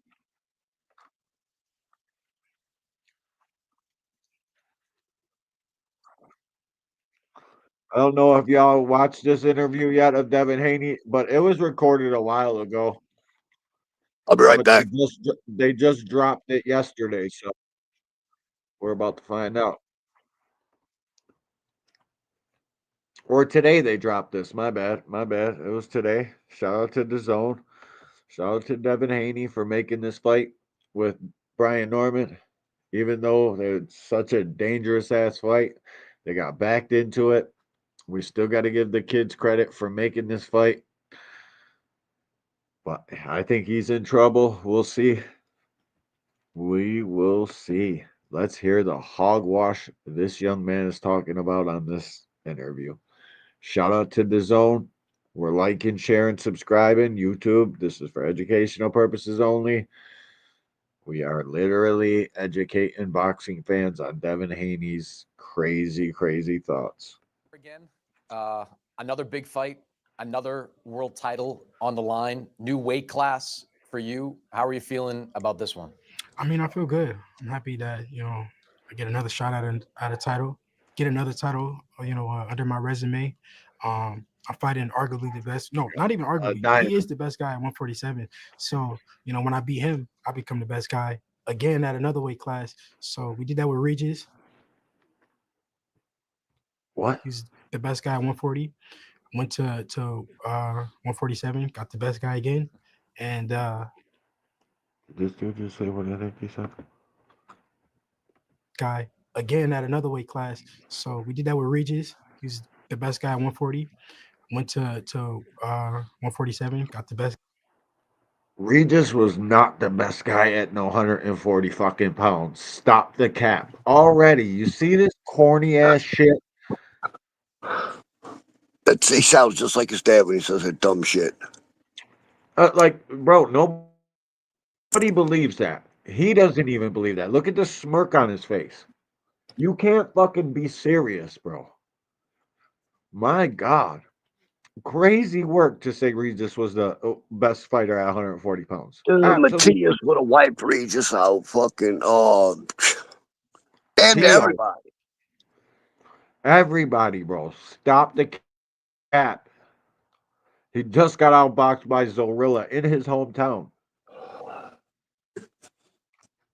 This is the corny backhanded shit they be doing, bro. Whack as fuck. Guy again. And I'm ready to take over another weight class, a new weight class. What have the last couple of months been like? Is Brian Norman number one? Him versus Rolly. Who you got? Him versus Barrios. Who you got? These are all close fucking fights, bro. I don't know if I can say Brian Norman is the best. I don't know, bro. Dude, Rolly's left hook could put. Yeah, man. But you don't hook with the hooker. Oh Lord, dude! Can you imagine Rolly? You saw what he That's did to a Ryan when he good hit him. fight, bro. I want Rolly and fucking Brian Norman after this. Are you fucking kidding me, bro? That's the best fight welterweight can make. Dude, if Rolly caught Devin just one time with that hook he caught Ryan with, it's over with, dude. Over with. Because they think Ryan punching hard. Rolly smashing shit. Bro, I want Rolly fucking Brian if Brian wins. If Devin wins, give me Rolly Devin. It should be Rolly versus the winner of this fight for a unification at welterweight. First time a welterweight unified in fucking decades, bro. Rolly knocked the senses out of Ryan Garcia. No, it's probably a welterweight probably unified. Fucking Errol Spence. Fuck am I talking about? But you know that shit don't happen too often in welterweight. You don't ever get unifications really. Besides Errol Spence, who? See what I'm saying? Yeah. Fucking this is a good fight though, man. I don't know who to pick. This kid's fucking delusional though with the Regis first. Brian Norman, we don't know. He's I think he's got a good chance of beating him, but I don't know if he's better than Karen. I don't know if he's better than fucking Barrios. I don't know if he can beat Rolly, bro. I can't call him the best because we don't know. I can't, bro. Devin making in literally forcing the narrative as they speak. And his fan base is always the ones that say people are pushing narratives. No, no, no. This is the shit we're talking about. This is a narrative implanted into your goofy ass heads. For you, because originally it was going to be a rematch against Ryan Garcia. Then, like, the Teofimo fight was basically done, from what I was told. Yeah. And now you're moving on to Brian Norman. What have the last couple of months been like? It hasn't been that bad because Turkey Al-Sheikh, made sure that, he assured me that, hey, if they don't want to fight, we go to the next. If they don't want to fight, we go to the next. Like, so I was always like, all right, well, then the next best guy, as far as, obviously Ryan was the biggest fight, and then it was Teofimo, and then now the next best guy is Brian Norman. Disappointed at all that it's not Ryan Garcia? No, I mean it's part of it. I think that down the line we will get that fight. That fight will still happen. It's still a big fight. It's still unfinished business there on both sides. So I think that fight will happen still. You and Brian Norman around the same age, both U.S. Both fighters. sides. Did you know? No, I'm older than him. Both sides of what? If it's within 3 years, I'm going to say No, around. I gotta say it because it's the first time I can say it. There you go. Yeah. Usually it's an older guy in front of you. Right. I never fought anybody that I was older than. So. Did you know him at all coming up the ranks? What does that tell you right there, bro? Right, bro. Okay. He just admitted he fights old guys. Yep. The very first one he is older than. Yeah. Brian, bro, people think the Boca Chica Brian's going to show up. That Brian is long fucking gone. People think the fucking Quentin Randall Brian Norman's going to show up. Number one, Brian Norman had a fucking broken hand the entire fight. Couldn't punch Quentin that hard in the back half of the fight. I remember that fight. That shit. That Brian Norman's long gone. It's going to be more like the Cuevas Brian Norman. More like the fucking Sasaki Brian Norman. Or the Santillan Brian Norman. Devin can't stay there for long at all. Brian, let's hope he fucking focused on cutting off the ring and can't. I'm sure they did. His dad's been talking crazy, bro. I do think Devin's got a chance to outbox him. More than I ever did. If I give him any, I think Brian's gonna win, but Devin definitely could outbox him. This is boxing. Anything can happen, bro. But this is a good ass fight. I can't wait, bro. I can't wait. Thing. I didn't know him until like maybe like 2 years ago. So Your last, dude, Devin's got a big ass head, bro.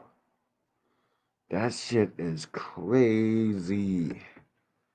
He is the smaller man. until like maybe like He's moving up. 2 years.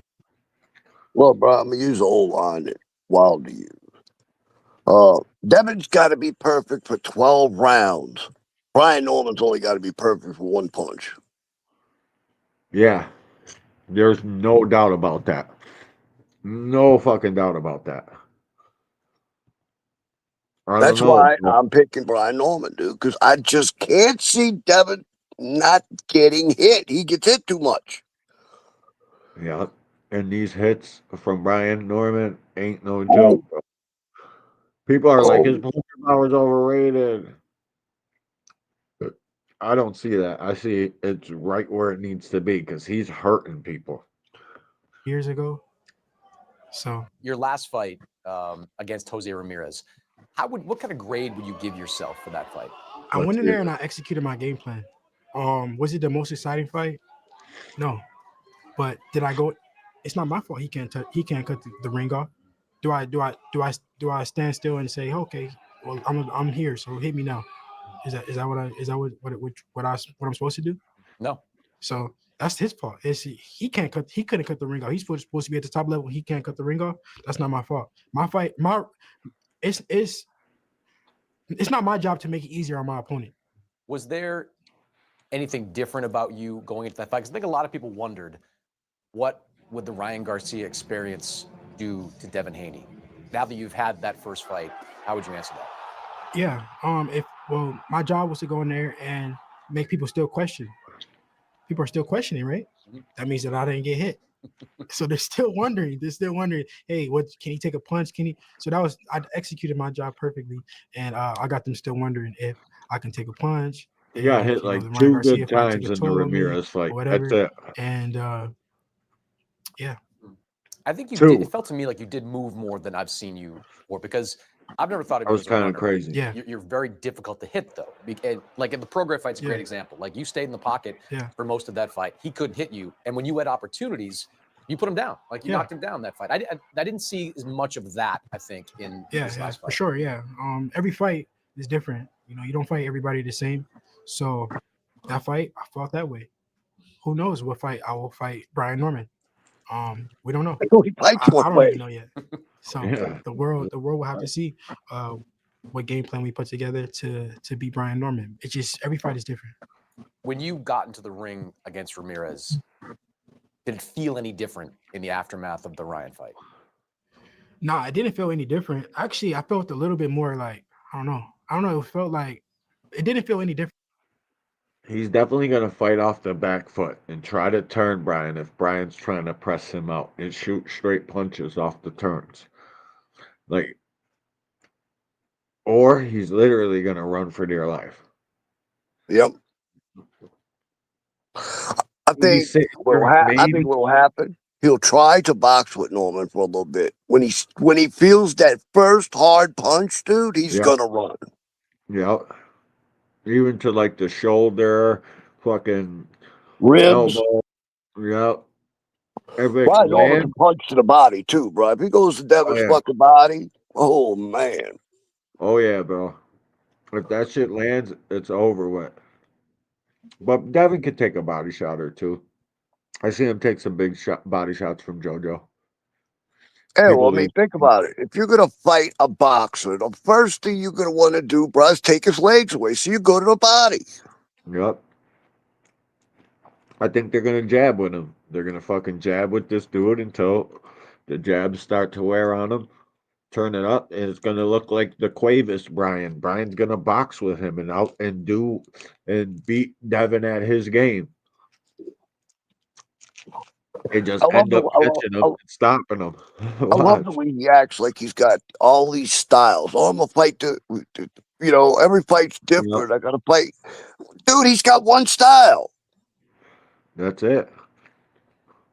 I don't know what the crap he's talking about. He does not have multiple styles at all. Nope.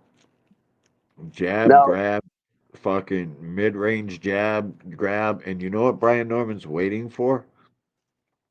You to throw a jab. right. He feasts off the jab. He's literally baiting you out to throw punches so he can fuck you up with hammers, real life fucking sludge hammers, bro. And his hands were fucked up for like 4 or 5 fights in a row, bro. He got his shit together in the Cuevas fight. Remember, he had to go out, and that's when the boot shit. He was still negotiating in bad faith because he was out with a hand injury. I don't know why that shit got such big fucking follows. We knew right off the rip, dude was negotiating in bad faith with a fucking injury. Right there, it's over with. All further stories and everything added to it. It's all cap, dude. The dude was fucking injured. What was he gonna do? You know what I'm saying? I'm still waiting for the injury report. Yeah. He had surgery though. Surgically repaired left hand. He definitely did, bro. He definitely did because it showed in the Cuevas fight. That he knocked Cuevas out. Well, it was really a left hook and then a swivel jab finished him off. He looked good as hell in that fight, but he does get hit by jabs a lot. You know what I mean? I can Right. see where the Devin Haney fans think they got a hope. I just think that they put way too much in this dude outboxing and outreaching little guys. And the shit they've seen him do against little George Kambosos, they're mistaking that like he could do that versus a real killer like Brian Norman. It don't go like that. Brian Norman walks straight through that shit. Well, the worst thing for Devin in this fight is if Brian gets in there and Devin hits him with everything he's got, and Brian figures out I can walk right through this. He can hit me with that all day, and then Devin's in trouble. Yeah. Devin's punches have to have some effect on Brian Norman to slow him down, something, because or else he's just going to get slaughtered, dude. Yeah, and you know they're hoping for man strength and fucking that the cut. He better pray. It's his hand structure, bro. You look at Devin Haney's hands; they're fucking. You can't be punching that hard. Your fucking hands are too small. Right. You know what I'm saying? Genetics, bro. All right, let's hear the rest of this. Like it didn't feel like. It just felt. I mean, I did it 32 times, so it didn't feel any different. So when you look back now, having more than a year since the Garcia fight, whether it's positively or negatively, do you think that changed you at all? Yeah, no, for sure. I think it made me a better fighter. We've seen the worst that can happen already. I felt it. So you go in there, you're like, okay, well, that was the worst. So it can only be better than that. You are not only because I mean, how many guys? That deserves the pause. These days, like we don't a know how many guys are motherfucker. cheating. Actually, I wouldn't say how many guys are cheating, but what as many people are getting popped, we don't know. You had a post recently about that on social media in the aftermath of Galalia fight.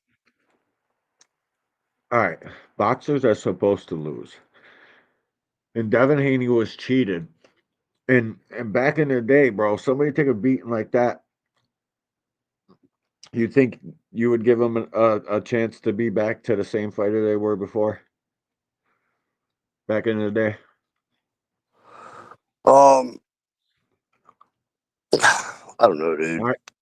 I The think guys they back could. then, look, even if they got knocked the fuck out, bro, they came right back. Not even, 3 months later, 2 months later, we were back in the fucking ring. Yeah, and they fought more. Right. These guys here, they get knocked out, bro. You don't see them for fucking a year to a year and a half. Yeah. I mean, how long was Devin out of the ring after Ryan before he finally gets back in the fucking ring? Shit.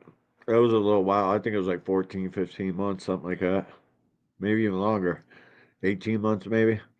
And your craft ain't getting any better while you're sitting on the sidelines. No, bro, and that's why the guys that lose back in the day, bro, they get out, they get up, fight fucking 2 more times that year.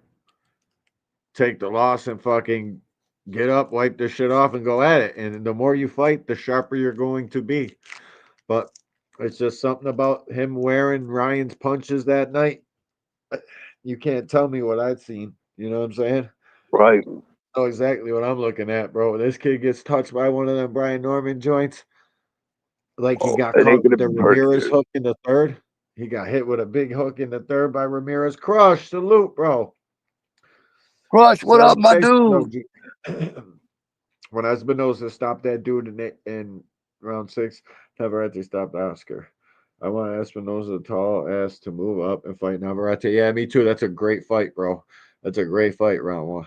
As a component, basically saying like fighters can't get that experience back. They can't get those days back. Yeah, for sure. I really agree on that. I stand on that because the damage is already done already.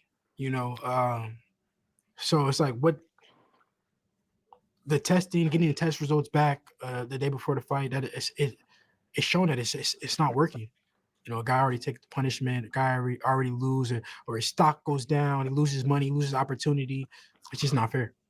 But I think that more guys are getting popped. We about to be cooking Devin Haney. I mean, guys don't really care that much about getting popped because it's not a real consequence. What's the consequence? Oh, you take a year off, but you already made your money, you already got your money, you take a little fine, and then you be back in a year. It's like it's no real consequence. You said the damage has already been done. Do you feel like there was damage done to you that night? Nah, every fight is damaged. Maybe not the Ramirez fight, but but every fight, you take damage. The brain is not meant to be hit, so it's no positive that comes out of taking punches. So yeah, of course, but it's the life I chose. It's the career I chose, and I wouldn't want to be doing nothing else. I don't think anyone can question or should question your willingness to fight against the very best. 135, 140. Now you go up to 147. And like but that's the thing, though. They say, oh, he's gun shy. Well, if I'm so gun shy, why I'm fighting the hardest puncher, the best guy in the division? Now that's the thing. This is not only arguably the best guy in the division, but a puncher who, like you said, is younger than you. So you're getting a very much in his prime puncher. Like, how are you feeling about that matchup? And then they say, oh, well, maybe he's gun shy. I didn't go fight a guy that just my last fight after the Ryan fight. I didn't go fight a guy who had pillows. I fought a guy that knocked people out. So I'm fighting punchers. I'm not fighting just guys who are coming to hit me with some pillows. They come. Ramirez is a puncher? I was thinking the same thing. Oh, look, Ramirez has had knockouts, brother. Ramirez is not a puncher. He didn't punch fucking Barboza. He didn't punch the guy before that. Like, stop the cat, bro. We all seen the fights leading up to that. You could do that shit to casuals, bro. It's crazy work. Another narrative implanted. More bricks. So if I was so gun shy, then I don't think I would be doing these things. Or yeah, I wouldn't advise somebody who's gun shy to do these things. It's a guy coming off what could turn out to be the knockout of the year with that KO over Jin Sasaki. I mean, very heavy-handed, great left hook. When you watch him, what do you see? I see he's a power puncher. I do. I see that, but I don't know the guys he fought, like the guys he knocked out. I don't know not one of them. I know it's a Japanese guy, the last fight, but I don't know him though. So we know that Top Rank has the best matchmakers in the game. You agree, right? Or arguably, right? They do. They do have the best matchmaker in the game. So I think they put him against the best opponents for him to do those things. So it's. Yeah, so, but now they got their guy in there that they're doing those things for. What do you think they put him in there with you for? If he was matched to knock these guys out, which he wasn't. We've already cooked this fucking shit 100 times. Like, the fuck would you say that for, bro? Leave the matchmaking out of it, because it could be turned right back around on you. Oh, yeah. Fucking don't say that dumb shit, bro. You sound fucking stupid. If Brian Norman's handlers are putting him into fights that he can only win and knock guys out in, why the fuck are you there?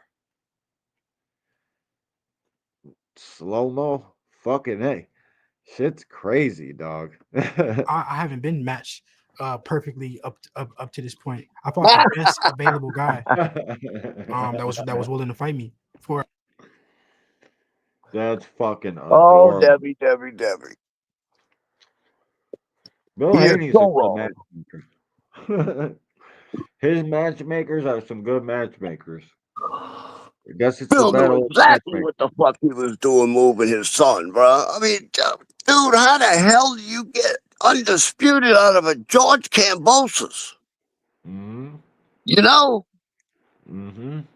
I mean, the best thing that ever happened to Dev was the fact that Tio did not show up for that fucking Kambosos fight.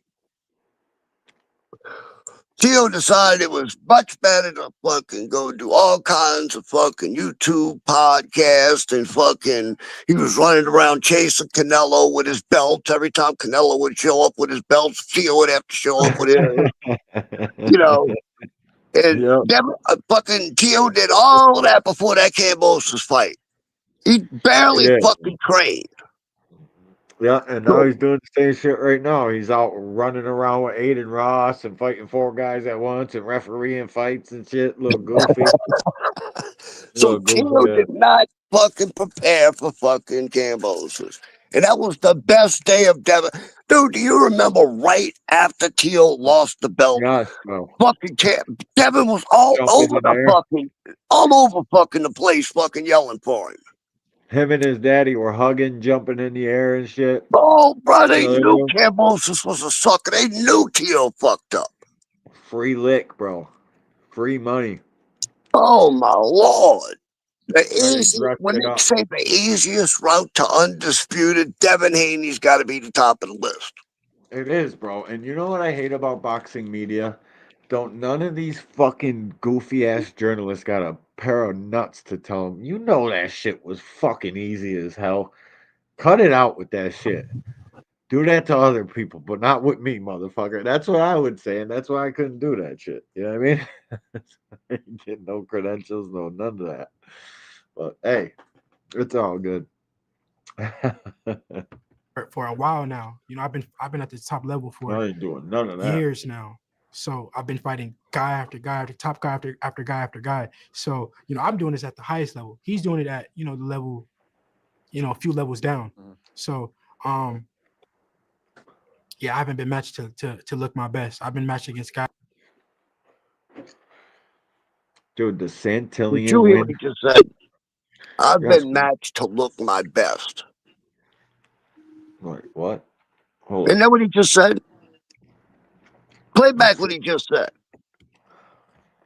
So, you know, I'm doing this at the highest level. He's doing it at, you know, the level, you know, a few levels down. So, yeah, I haven't been matched to look my best. I've been matched against guys who could knock me out, you know. He said I haven't. Oh, I thought he said I have. I'm mistaken. Yeah, but bro, just the way Brian Norman did Jin Sasaki, that's why people have such an easy time discrediting it. Sasaki can fight, bro. And if Devin Haney is truly a student of the game, he knew exactly who Sasaki is, knew exactly who fucking Santillan is. That was a big win, bro. Like, he tries to downplay it. Santillan can fight, bro. Santillan's a fucking pressure fighter that puts this press on, bro. He just beat Rocha and shit. Like, I don't know where the fuck this dude gets off with this shit, but he is severely underestimating Brian Norman's lead up to this because Brian Norman was matched to lose. He was put in those fights to get beat by that same best matchmaker you were just bragging about. So what the fuck does that say about Brian Norman? And now they're them same matchmakers are putting them in there with you. Better be fucking worried, kid. I love how Devin likes to call these guys C-level fighters. Well, guess what, Devin? That last C-level fighter put you on your ass multiple times. What's this C-level fighter gonna do? Still a lot of time left, OG. Come up with a bummed hamstring, jogging in the fucking foothills. Dude, I'm waiting on the fucking injury. I am waiting on it. I just don't believe he's gonna get in the ring with this dude. Oh my God, bro! Running up to see Allah, fucking down there at the Holy Mosque, you fuck around and trip up on a curb, roll your ankle, eat some bad food in Saudi like Kid Austin. Oh, It's bro, just, can something's they take the popping, dude. bad I'm press? telling you. Could they take the bad press? They know damn well, bro. If they were to do that, dude, the Haneys would be brutal for them. So I don't know if we're gonna get that. I hope not. I hope he goes through with it. And I see on the tape where Devin Haney and Bill Haney and them think that they're gonna outbox Brian Norman. I definitely can see that. But I see on the tape Brian's a much better fucking boxer than Devin's giving him credit for. I think he's severely underestimating him there. Yeah, but this is what I want you to do, right? Think about the fucking Loma fight. How many times did Loma tattoo fucking Devin? Oh, bunches. But that's Devin fighting with body shots, taking long fucking wind ups for fucking body shots against little ass Loma without. But Loma is cracking. So, but think about it. How many times he got hit, dude? A lot. He's got to stand in there with a dude who is bringing hammers. It's not Loma, dude. This dude is bringing hammers. Yeah, dang, Top Rank didn't have to make this fight, bro. They're allowing him to get into the fight. And I fucking put Bob Arum in many of my shorts telling you, he says on the fucking tape with Sean Zattel, the reason we put Haney in this fight is because we think he knocks, we put Norman in this fight because we think he knocks Haney out. Possibly. Beat me.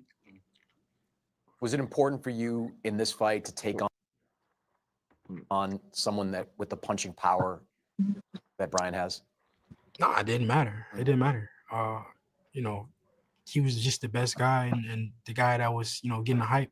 The guy that, I said this earlier. They make a new guy, or they're gonna make a new guy every day. So right now, he's that new guy. He's the new guy that they made. And then when I beat him, it's gonna be somebody else. And it's gonna be somebody else. And one day it'll be Carmel. This fucking dude thinks he can keep quoting Floyd. Like, what the fuck, dude? Absolutely, Cal. 75. Fucking this dude is trying to steal another Floyd quote. They're gonna build a new fighter every day. Like what? Floyd already said that shit. Brian already called him out for saying that shit. This shit's getting corny, bro. The fuck, Dev? Get your own swag, bro. Get your own shit. You don't need to quote Floyd every fucking time. Fuck. Moton and Abdullah Mason, and it's that's just what they do. So it's all part of it.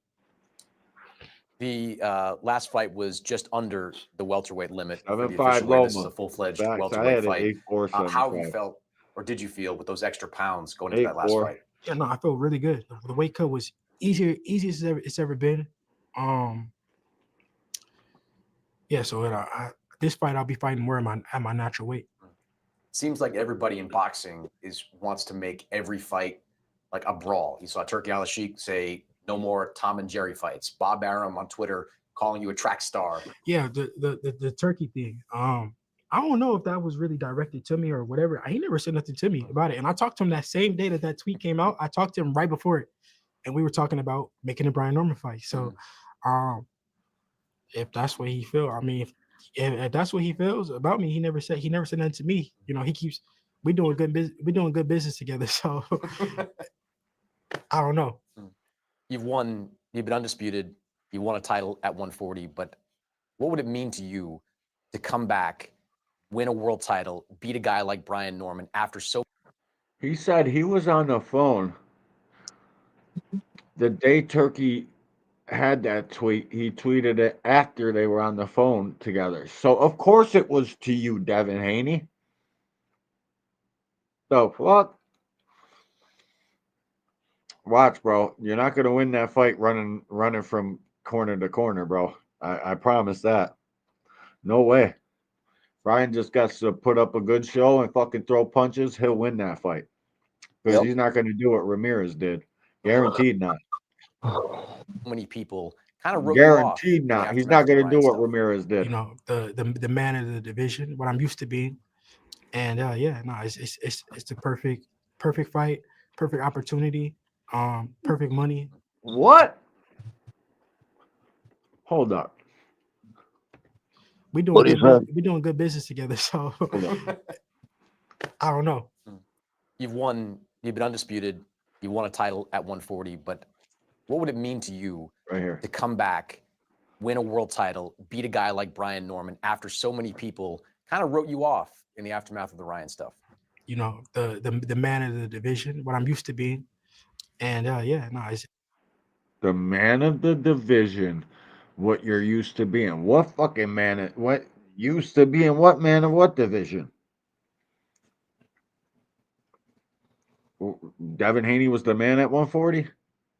He wasn't the man at 135. No, I mean technically he had the belts, but yeah, but did he fight everybody?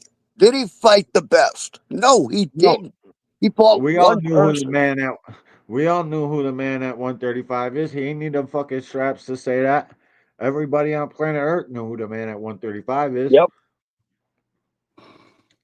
Fuck out here used to be.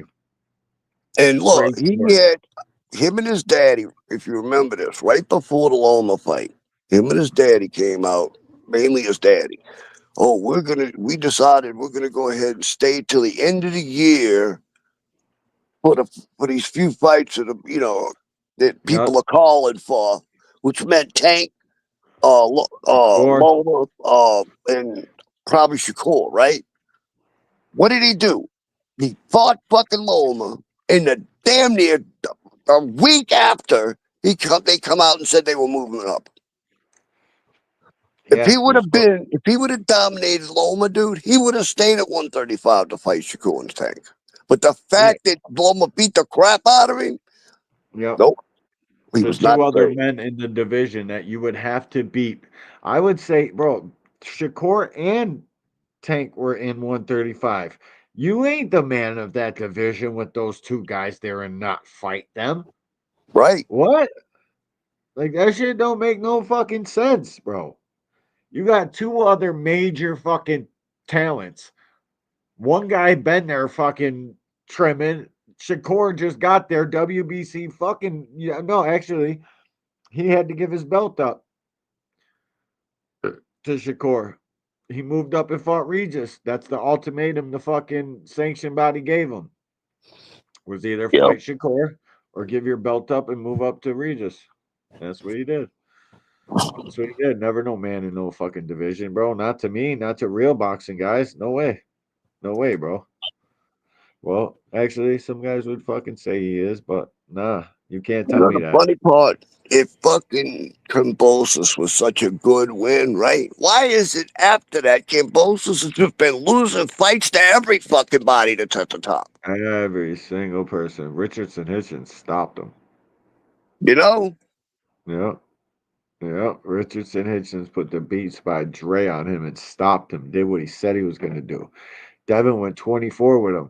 Bro, and this is what you guys are going to see, that this dude is literally manufactured off of fighting much smaller guys. He can box. He can fight a little bit. The kid's got heart. I get it. I see what you guys, I see why you guys like him and shit. But, bro, you guys are going to find out what a real welterweight strength, fucking all that shit is going to do. You're going to see a fucking much harder jab from a guy fucking way, way stronger, punching way, way harder. It's going to be shocking to you guys. Watch. And if Devin Haney shocks me, I'll be out here saying, hey, you shocked me, bro. I ain't got no problem being wrong. But you know what, man? What the fuck was that? Boxing's best interest is probably Devin Haney to win.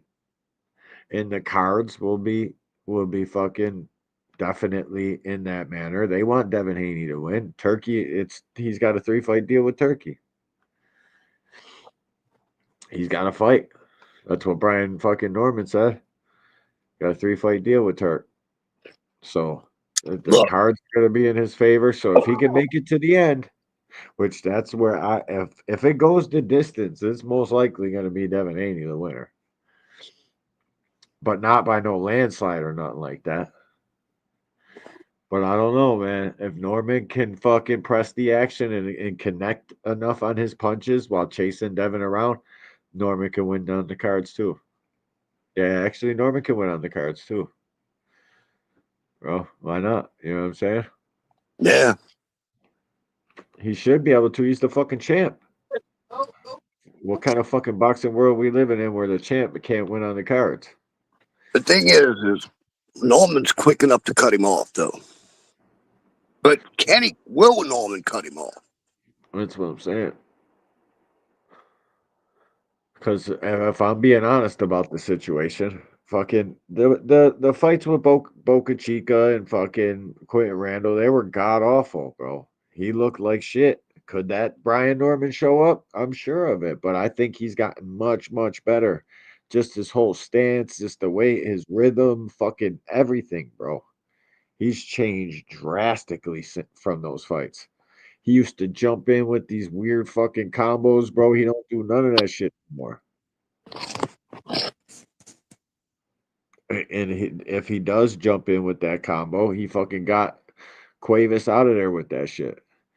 But he does fucking he fucks up a lot, bro. He's got a lot of mistakes. He gets hit a lot by punches he shouldn't, bro. His head's right there.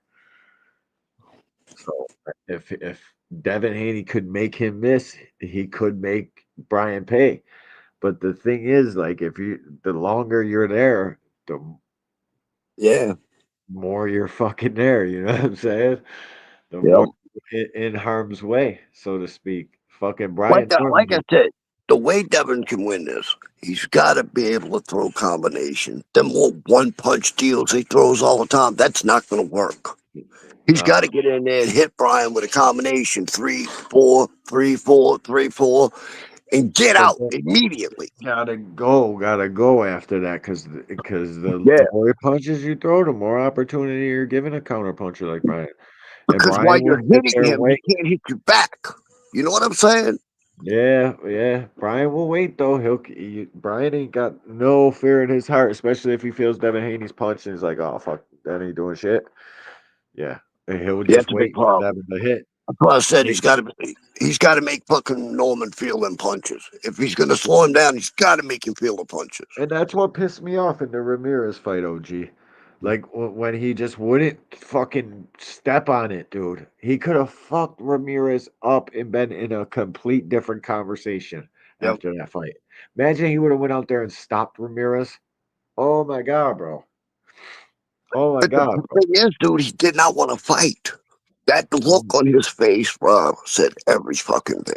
Them eyes, bro. I will never forget that shit. He had that fucking fear look in his eyes, bro. And I'm like, I do not want to get hit with any of this at all.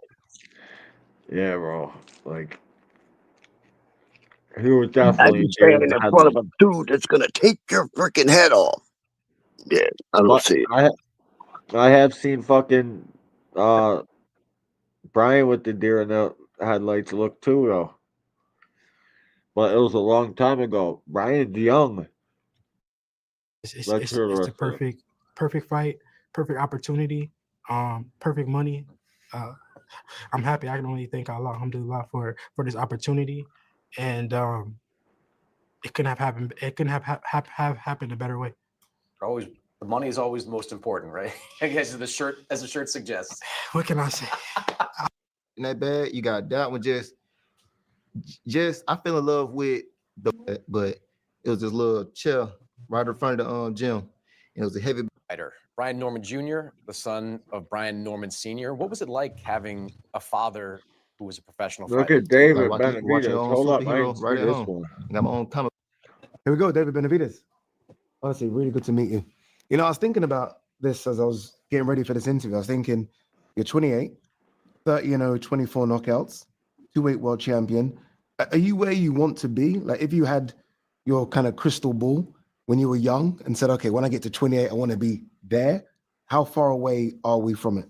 That's my favorite fighter, bro. To be honest with you, I'm not where I thought I'd be at. The only reason why I haven't achieved what I set out to achieve is because I've been denied fights. You know, by this time I would have wanted, if I had the crystal ball like you said, I would have been unified world champion, but that hasn't happened yet. So that makes me even more motivated. You know, it makes me work even harder because now I have a big goal and I haven't accomplished it. You know, I've won world titles in 2 different weight classes, and I'm still chasing that, you know, that vision that I'm so badly seeking. But you know, it's gonna come soon with time and patience. You know, everything comes, and I'm gonna be ready 100% when it comes. Is that vision a name or is it titles? Like, you can become unified champion without, especially in boxing nowadays, without beating the guys, right? Yeah. So is it a name you're chasing or the titles? No, so to be honest with you, how I see it, at the end of the day, every name runs out. So what you're really chasing is just the titles. I'm really just chasing the titles, and I'm just really looking to beat whoever is the best in my division. Because like I said, people, once you beat them, you're always gonna need another person. You're gonna need another person. And I don't really feel like there's that one fighter I'm after. You know, I just want to show my greatness and then just keep continuing to beat great fighters in the sport. The person you were chasing at 168 was Canelo, right? I mean, we can go over old ground, but we didn't get it, so you made the jump to 175. Josh 803, salute, bro. As soon as you made that jump to 175, in my head, I couldn't get past the dream fight between you and Beterbiev. That was the one I was like, that's like 2 car crashes, right? And then the next one was Bivol. Obviously, it isn't those guys as well. So is there a disappointment that you ain't fighting either of those guys? Mr. Fist, salute. That's a fact too, bro. Salute to you, Mr. Fist. Welcome to the Angry White Man. Yeah, it's a little bit of a disappointment that I'm not fighting those guys. But right now, like I said, it's just patience. I honestly, I respect the fact that Bivol is granting Beterbiev the 3rd fight, you know, because it's really honorable. Beterbiev gave him the first chance, and now he gave him, and they gave him the rematch. So I think that's an honorable thing to do. But now it's just like, how long is that going to take? When is that going to happen? You know what I mean? We waited a whole year and nothing happened. So it's just now, it's like I said, I'm just going around and I'm beating the best in the division. And Anthony Yard, I think he's like ranked number 4, number 5. He was a great fighter, a veteran. He's fought a lot of great fighters as well. And, you know, that's where we're going. Now we're just picking off the great fighters on the side. Waiting for the waiting for the big dogs. How close was it to being Callum Smith? You were there for the Boatsi fight. You saw that fight, and that fight was action-packed. And everyone thought, okay, maybe you versus Callum. How close is it to being Callum? It was close to, that fight was very close to happening. I don't know what happened. I think they offered him a number that they weren't happy with, and we ended up going with Anthony Yard. But you know, both of those fights are really good. I thought the fight with Callum Smith, it was going to be a treat for the fans. But even the fight with Anthony Yard is going to be a treat for the fans too. I think, you know, they're both great fighters. I think the one that we were after Callum Smith a little bit more because he was going to bring me, with the victory with him, he'd bring me another interim title. So that put me in even closer position to find the champion. So, but like I said, after this fight, everything goes good. We're gonna get this victory, and then we're probably gonna get Callum next. I look at you and I have no idea how you made 168. I'm looking at you, I have no idea how you make 175. What's it like being at 175, those extra few pounds to play with? Feels good, man. It just once you know how to lose weight, you know how to train. It's easy. Cutting weight is cutting weight. It's not easy, but once you know how to do it, it becomes easy. Do you think of things like pound for pound status? Always, some fighters don't care, some fighters do. For me, you're a pound for pound fighter. You're in that top 10 now because of what you've done. Do you care about that? Do you care about that conversation? Yeah, definitely. I actually got really happy my last fight because I cracked the number 10, I think it was. And, you know, that's when everything goes away, when the titles go away, and there's just that ranking list of the best fighters of all of the whole world. You know, that's really what you're chasing after too. And I'm happy that I cracked the number 10 list and the number 10 spot, but you know, we're after number 1 and we're gonna make that happen in the future. Yeah, and you got the opponents around you, right, to get to that number 1, even maybe a jump to cruiserweight. What is the chase for you now? You've won world titles. The world titles are there. They look really good on the table. Money's good, fingers crossed, right? You don't want to check a guy's pockets, but money should be good. What's the big chase now? Now you've ticked those big 2 boxes. What's the 3rd box? Just becoming unified world champion. You know what I mean? And then just becoming that dominant fighter that the people want to see. You know, I want to be a fighter that's respected. You know, a fighter that has, you know, honor, that has nobility. I want to be an example for the youth, you know, and the kids coming up. And you know, that's what's on the list right now. That's what's next on the checkbox. Just becoming the best fighter in the world and winning all the belts, and you know, just becoming an example for the youth. I think your performances have been incredible. I thought the Morrell performance was just almost something special, considering how good Morrell was. A lot of people gave Morrell a good chance. Did that show something about yourself? Like when it needs to go off a few gears, you can go through those gears, and you only know when you know. Now you know. No, I've known this whole time. I've known that once I get in there with the best of them, the best comes out of me. It's just that it's been hard to get these opportunities, you know, because a lot of guys act like they act like they're like that, but they're not really like that. You know, they just talk and talk and talk. But actually getting them in there and actually living that moment, you know what I mean? I knew I was going to beat Morrell. You know, I knew it was going to be a hard fight, you know, but I took the chances, I took the risk, and I went in there and I schooled them. You know, I outclassed them. And I think that just shows what level of boxing I'm at. When that guy, he has everything. He has speed, he has defense, he has power, he has everything. And I outclassed him the whole fight. Yeah, you did what Morrell did, but better. Throughout a Riyadh season event, you've seen these events on TV, they're crazy, right? I mean, Turkey's making the best fight the best. This is your Riyadh season debut. Excited about it? I'm really excited about this. I'm excited because now there's no room for anybody to run. You know, now nobody can outprice himself. You know what I mean? And then also too, we get to put amazing cards together, like this card. You know, it's me and Anthony Yard, Devin Haney, Brian Norman, Abdullah Mason, Bam Bam Rodriguez. You know, I mean, this is a dream card, and just for me to be able to headline this, you know, is definitely a dream come true. And I'm excited because that's going to be Thanksgiving weekend. Everybody's going to be at home, so I know for a fact everybody's going to buy the fights. I don't know if you know, final one. I don't know if you know, Turkey mentioned a dream fight for you, and he said eventually he wants to see you versus Jao Pataya, which for me is the two most exciting fighters in boxing right now in terms of giving it. I got to be 100% honest. I got to get myself started at cruiserweight first because Opataya is a beast. You know, I've been watching him. I like him a lot. He's a great fighter. But definitely, let me get up there. Let me see how it is. And I could definitely, like I said, I don't shy away from no fighter. I think we know that. And that would be a great fight. I mean, it would be amazing not to have to cut weight. So it's just, you know, it's I'm in a great position right now because there's so much opportunity. So much opportunity at 175. I could go up to 200. There's a lot of opportunities there. And I'm happy that with all the work that I've done throughout my career, you know, I've been boxing since I was 3 years old. I'm 28, so I got 25 years boxing. So, man, all this work has been worth it. And then now I feel like this is barely the start of my career because these next 5 years, the game is wide opening for me to take it. And I'm gonna show everybody that I'm the best and I'm gonna be the face of boxing. Right now? I believe you. Good luck in the next 12 to 18 months. Thank you, sir. I appreciate it. Ring 4, November 22nd. I think that was a fanny pack, bro.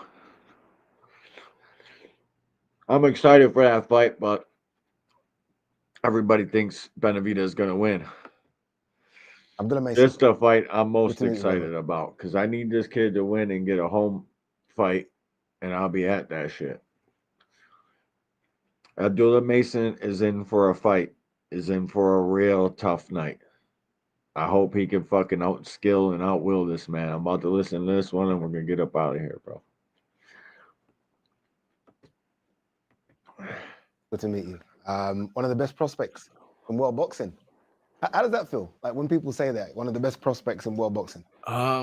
Well, world championship contender now, but yeah, it feels amazing. You know, just to have been the best prospect in boxing to competing for a world champion in the championship in the same year. Yep. You know, it shows you the levels that, you know, I could go. Me and you were speaking just before the cameras started rolling, and I was like, you had an 8-rounder this year. Yeah. And you're gonna like not even end the year because knowing you can still have another fight after this one. But from an 8-rounder to a world championship fight in the same year, that's kind of not normal. You're not supposed to do that. You're supposed to have like a few 10-rounders, then a 12-rounder. But you're going straight from 8, couple of 10s to a championship fight. Yeah. I've been prepared for it since the beginning. You know, since I turned professional, I see myself at this level, you know, being here. But all I have to do is just walk into it, you know. So that's what this is, just walking into it. This whole year, every time I fight is, you know, another opponent. And my job is to just get the job done how I'm supposed to, and just walk into it. You know, the next fight, do it how I'm supposed to do it. The next fight, show out how I'm supposed to. So that's what this is. And for the world championship, same thing, show out how I'm supposed to. A lot changes when you become world champion, as you know. I guess one of the biggest changes is that you now become the hunted, right? You've been the hunted. You've been calling out all the big names, and you get a big name in Noakes, but you now become the hunted. How does that feel where people now start asking to fight you? Big deal when you start getting hunted. That's what comes with the sport. So you got to be prepared. You have to be prepared for it. But you know, me as a world champion, there's still some people that I will have to hunt, and I'll be ready for those people that's coming behind me. So the whole thing is just mental. You know, just staying locked in, you know, mentally all the way around. You know, all the time. Are you a type of person, or do you leave it to your team where you study fighters? I mean, have you looked at Noakes? Have you studied him already? Yeah. We all. Did you see him just now? Did he go past you? Yeah, I seen him just now. Yeah. We greeted each other, shook hands. Okay. Knowing that it's gonna be war, because I mean he's a puncher, he's unbeaten as well. Yeah, no, for sure. Yeah, for sure. I'm looking forward to it. Yeah. Are you excited about what's to come? This isn't looking past Noakes. I know you won't do that, but when you look at your weight class, so many big names in your weight class. I mean, you've got a frame where you can clearly go through the weight divisions as well. There's all this talk about you and Floyd Schofield. That's not going away. Do you get excited knowing that there are going to be so many dance partners for you in the next 12 to 18 months? Yeah, for sure. Yeah, that's something I'm very excited about. And with those fights potentially, you know, being 12-round fights, it'll give a lot of entertainment for the fans. You know, it'll just be some great, you know, busy year with a lot of work that I'm prepared for. So I feel like that's gonna be a lot of fun. A lot of fun coming up. A whole lot of fun. Yeah, it's gonna be. Yeah. Right? The way you fight is fun. So I can't imagine those matchups. You only turned pro 4 years ago. Yeah. And we're talking a world title fight in 4 years. Are you further afield than you expected to be? I mean, are you right on target, or have you kind of jumped a lot here? No, I feel like I'm close to on target. You know, before I turned pro, I've seen myself doing these things, you know, fulfilling these things in the sport of boxing as it is now. My main thing is just walking into it, like I said. So the timeline, I would say, is kind of close. So it's not too far-fetched. I feel like I put high expectations on myself. So for me to be competing for a world title, it's like I feel like it's been a reality that I could do it, and I believed in it, and we work hard towards it. And I have the right team around me, my brothers, my father, and everybody is pushing me. So, you know, me being here, for me, it's no surprise. You know, as long as I'm staying focused, then, you know, there's no telling the heights that I could go. And that's in my skill set, that's outside the ring, you know, that's all around the board. I feel like there's not really a ceiling on the limits. Who's your favorite fighters coming up? Because I watch your style, and I kind of feel like I see about 3 or 4 different fighters. Who did you watch and think, okay, I'm going to take a little bit of that, take a bit of this? Obviously, create your own style, which you've done.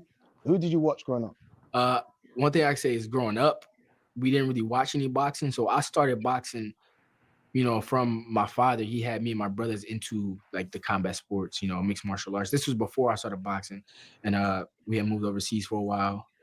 And, you know, we had came back from overseas. There was a gym around the corner from where we had lived. Me and my brothers and my family had moved somewhere in Cleveland. And there was a gym, and my father said, who wants to, you know, step in the ring? Who wants to, you know, just try it out? Put your hand up? Yeah. So I was the first brother to try it out. And I was at a gym, and I was like, man, this kind of fun. And my brothers, you know, they came in and they watched it with me. You know, they watched me train. But what got them into it is, well, when I first sparred, there's, I want to do that too. That looked fun. Okay. And that's what actually, you know, grew my passion is my brothers, you know, coming alongside with me. And that's kind of what got me into it. So when I turned professional, that's kind of more so when we started watching boxing. And even when we watched boxing before, the fighters that we did watch were like the Sugar Rays, you know, Sugar Ray Robinson. Oh, you went old school? Yeah. Okay. Our father had his old school, you know, and that's the fighters I like watching. I can picture your father's got tapes and magazines of everything. Not really. No? He wasn't a boxing guy either. Okay. But, you know, he was solid on us, you know, his sons being able to, you know, do certain things and being good at certain things. And even if it wasn't boxing, we would have been the best at whatever else we was doing. You're just an athlete. Yeah, athlete. We could have been the best street sweepers in the business. So it would have been whatever it was. You know, whatever it would have been. You know, we would have been the best at it. And that's something that he instilled in us. Just make sure we're doing everything together and the best we can at it. You know, it's just the lifestyle that we want to, you know, live. Nearly all your fights. I teach my sons the same shit. My son the same shit. Like, this kid is fucking very well mannered. I don't know how you can't like this kid, man. Real shit. Fight. Been in America. Yeah, and he can fight. I just don't know how hard he's cracking with these. You know what I'm saying? So I'm looking at those hands. I don't know if he's cracking. I think it's more surprise, like tank shit, like crisp, fucking fast, sharp punching. That's where I think his power. He said he took up what was it, karate, or what did he say? Mixed martial arts. Well, if he's doing that, I mean, when karate, certain martial arts teach you knockout points. Yeah. And you learn that fucking shit, and you become a boxer. You have one up on the next guy. No, real shit. When you know the pressure points and shit of a body and head, it's a different ball game. I know them shit. My dad taught me that shit when I was a kid. Oh man, knew that shit. Yeah, I like this kid. I want to hear him finish it. I want to hear what he's gonna say. Fight in Canada. Want to fight in Canada. Fight in Canada. The rest in America, yeah. All have been in America. You go to Saudi Arabia. Yeah. There's times. It's a different experience. Yeah. Are you excited about the experience? I mean, what's the feelings knowing that this isn't in America? Yeah, I'm definitely excited about it. It's something to look forward to, knowing that it'd be different. You know, it'd be real different. But first things first is, you know, taking care of business, and then after that, you know, I probably be able to experience it and, you know, all the rest of it. But when you're going out there, you got to be wary of the certain things, like, you know, the climate changes and everything that changes when you go out there that you're not used to. So, like I said, it's all mental. You know, boxing is mental. So as long as you lock in mentally, you know that you can do it, you prepare for it, then everything else comes easier. Abdullah Mason, world champion at 21. How does that sound? It sounds amazing. Good, right? Sounds amazing. Yeah. At 21, especially. Oh yeah, for sure. That's I feel like that's one of my goals I had in mind before I turned pro when I was younger. When I've seen myself like, okay, and I made the decision that this is something I want to do and I'm gonna take it far all the way. I've seen myself, you know, being here at around this time, like, oh, I want to, you know, be a world champion around 20, 21. You know, I still have a lot of time to do this and do that, train hard. But the main thing is just staying focused. The main thing is staying focused. Final one. You do a lot of this now. Like all the cameras, all the lights, all the people. Yeah. Do you like this? Some fighters don't like this. Some fighters just want to get in the ring and do what they need to do. Do you understand the importance of all of this? Yeah, but that's what makes me okay with it, because, you know, the importance of it. You know, it goes hand in hand. You know, you in the ring doing your job, you outside of the ring doing your job, but it's a job nevertheless. You know, all the way around, you got to make sure you're tight. And I feel like this is one of the areas that I made myself okay with. You know, because I don't think anybody, you know, if you're not used to that lifestyle, or you're not around people who's always, you know, with cameras in their face, and yeah, he don't like the cameras, man. This kid's a good kid, bro. I can't wait to watch this fucking card on November 22nd. There's a good card on tomorrow. We'll probably pop up live. Appreciate everybody came in this joint. Smash the like button. Talk their shit in the chat. Appreciate y'all, man. See y'all tomorrow. Peace out, guys. Peace. Peace.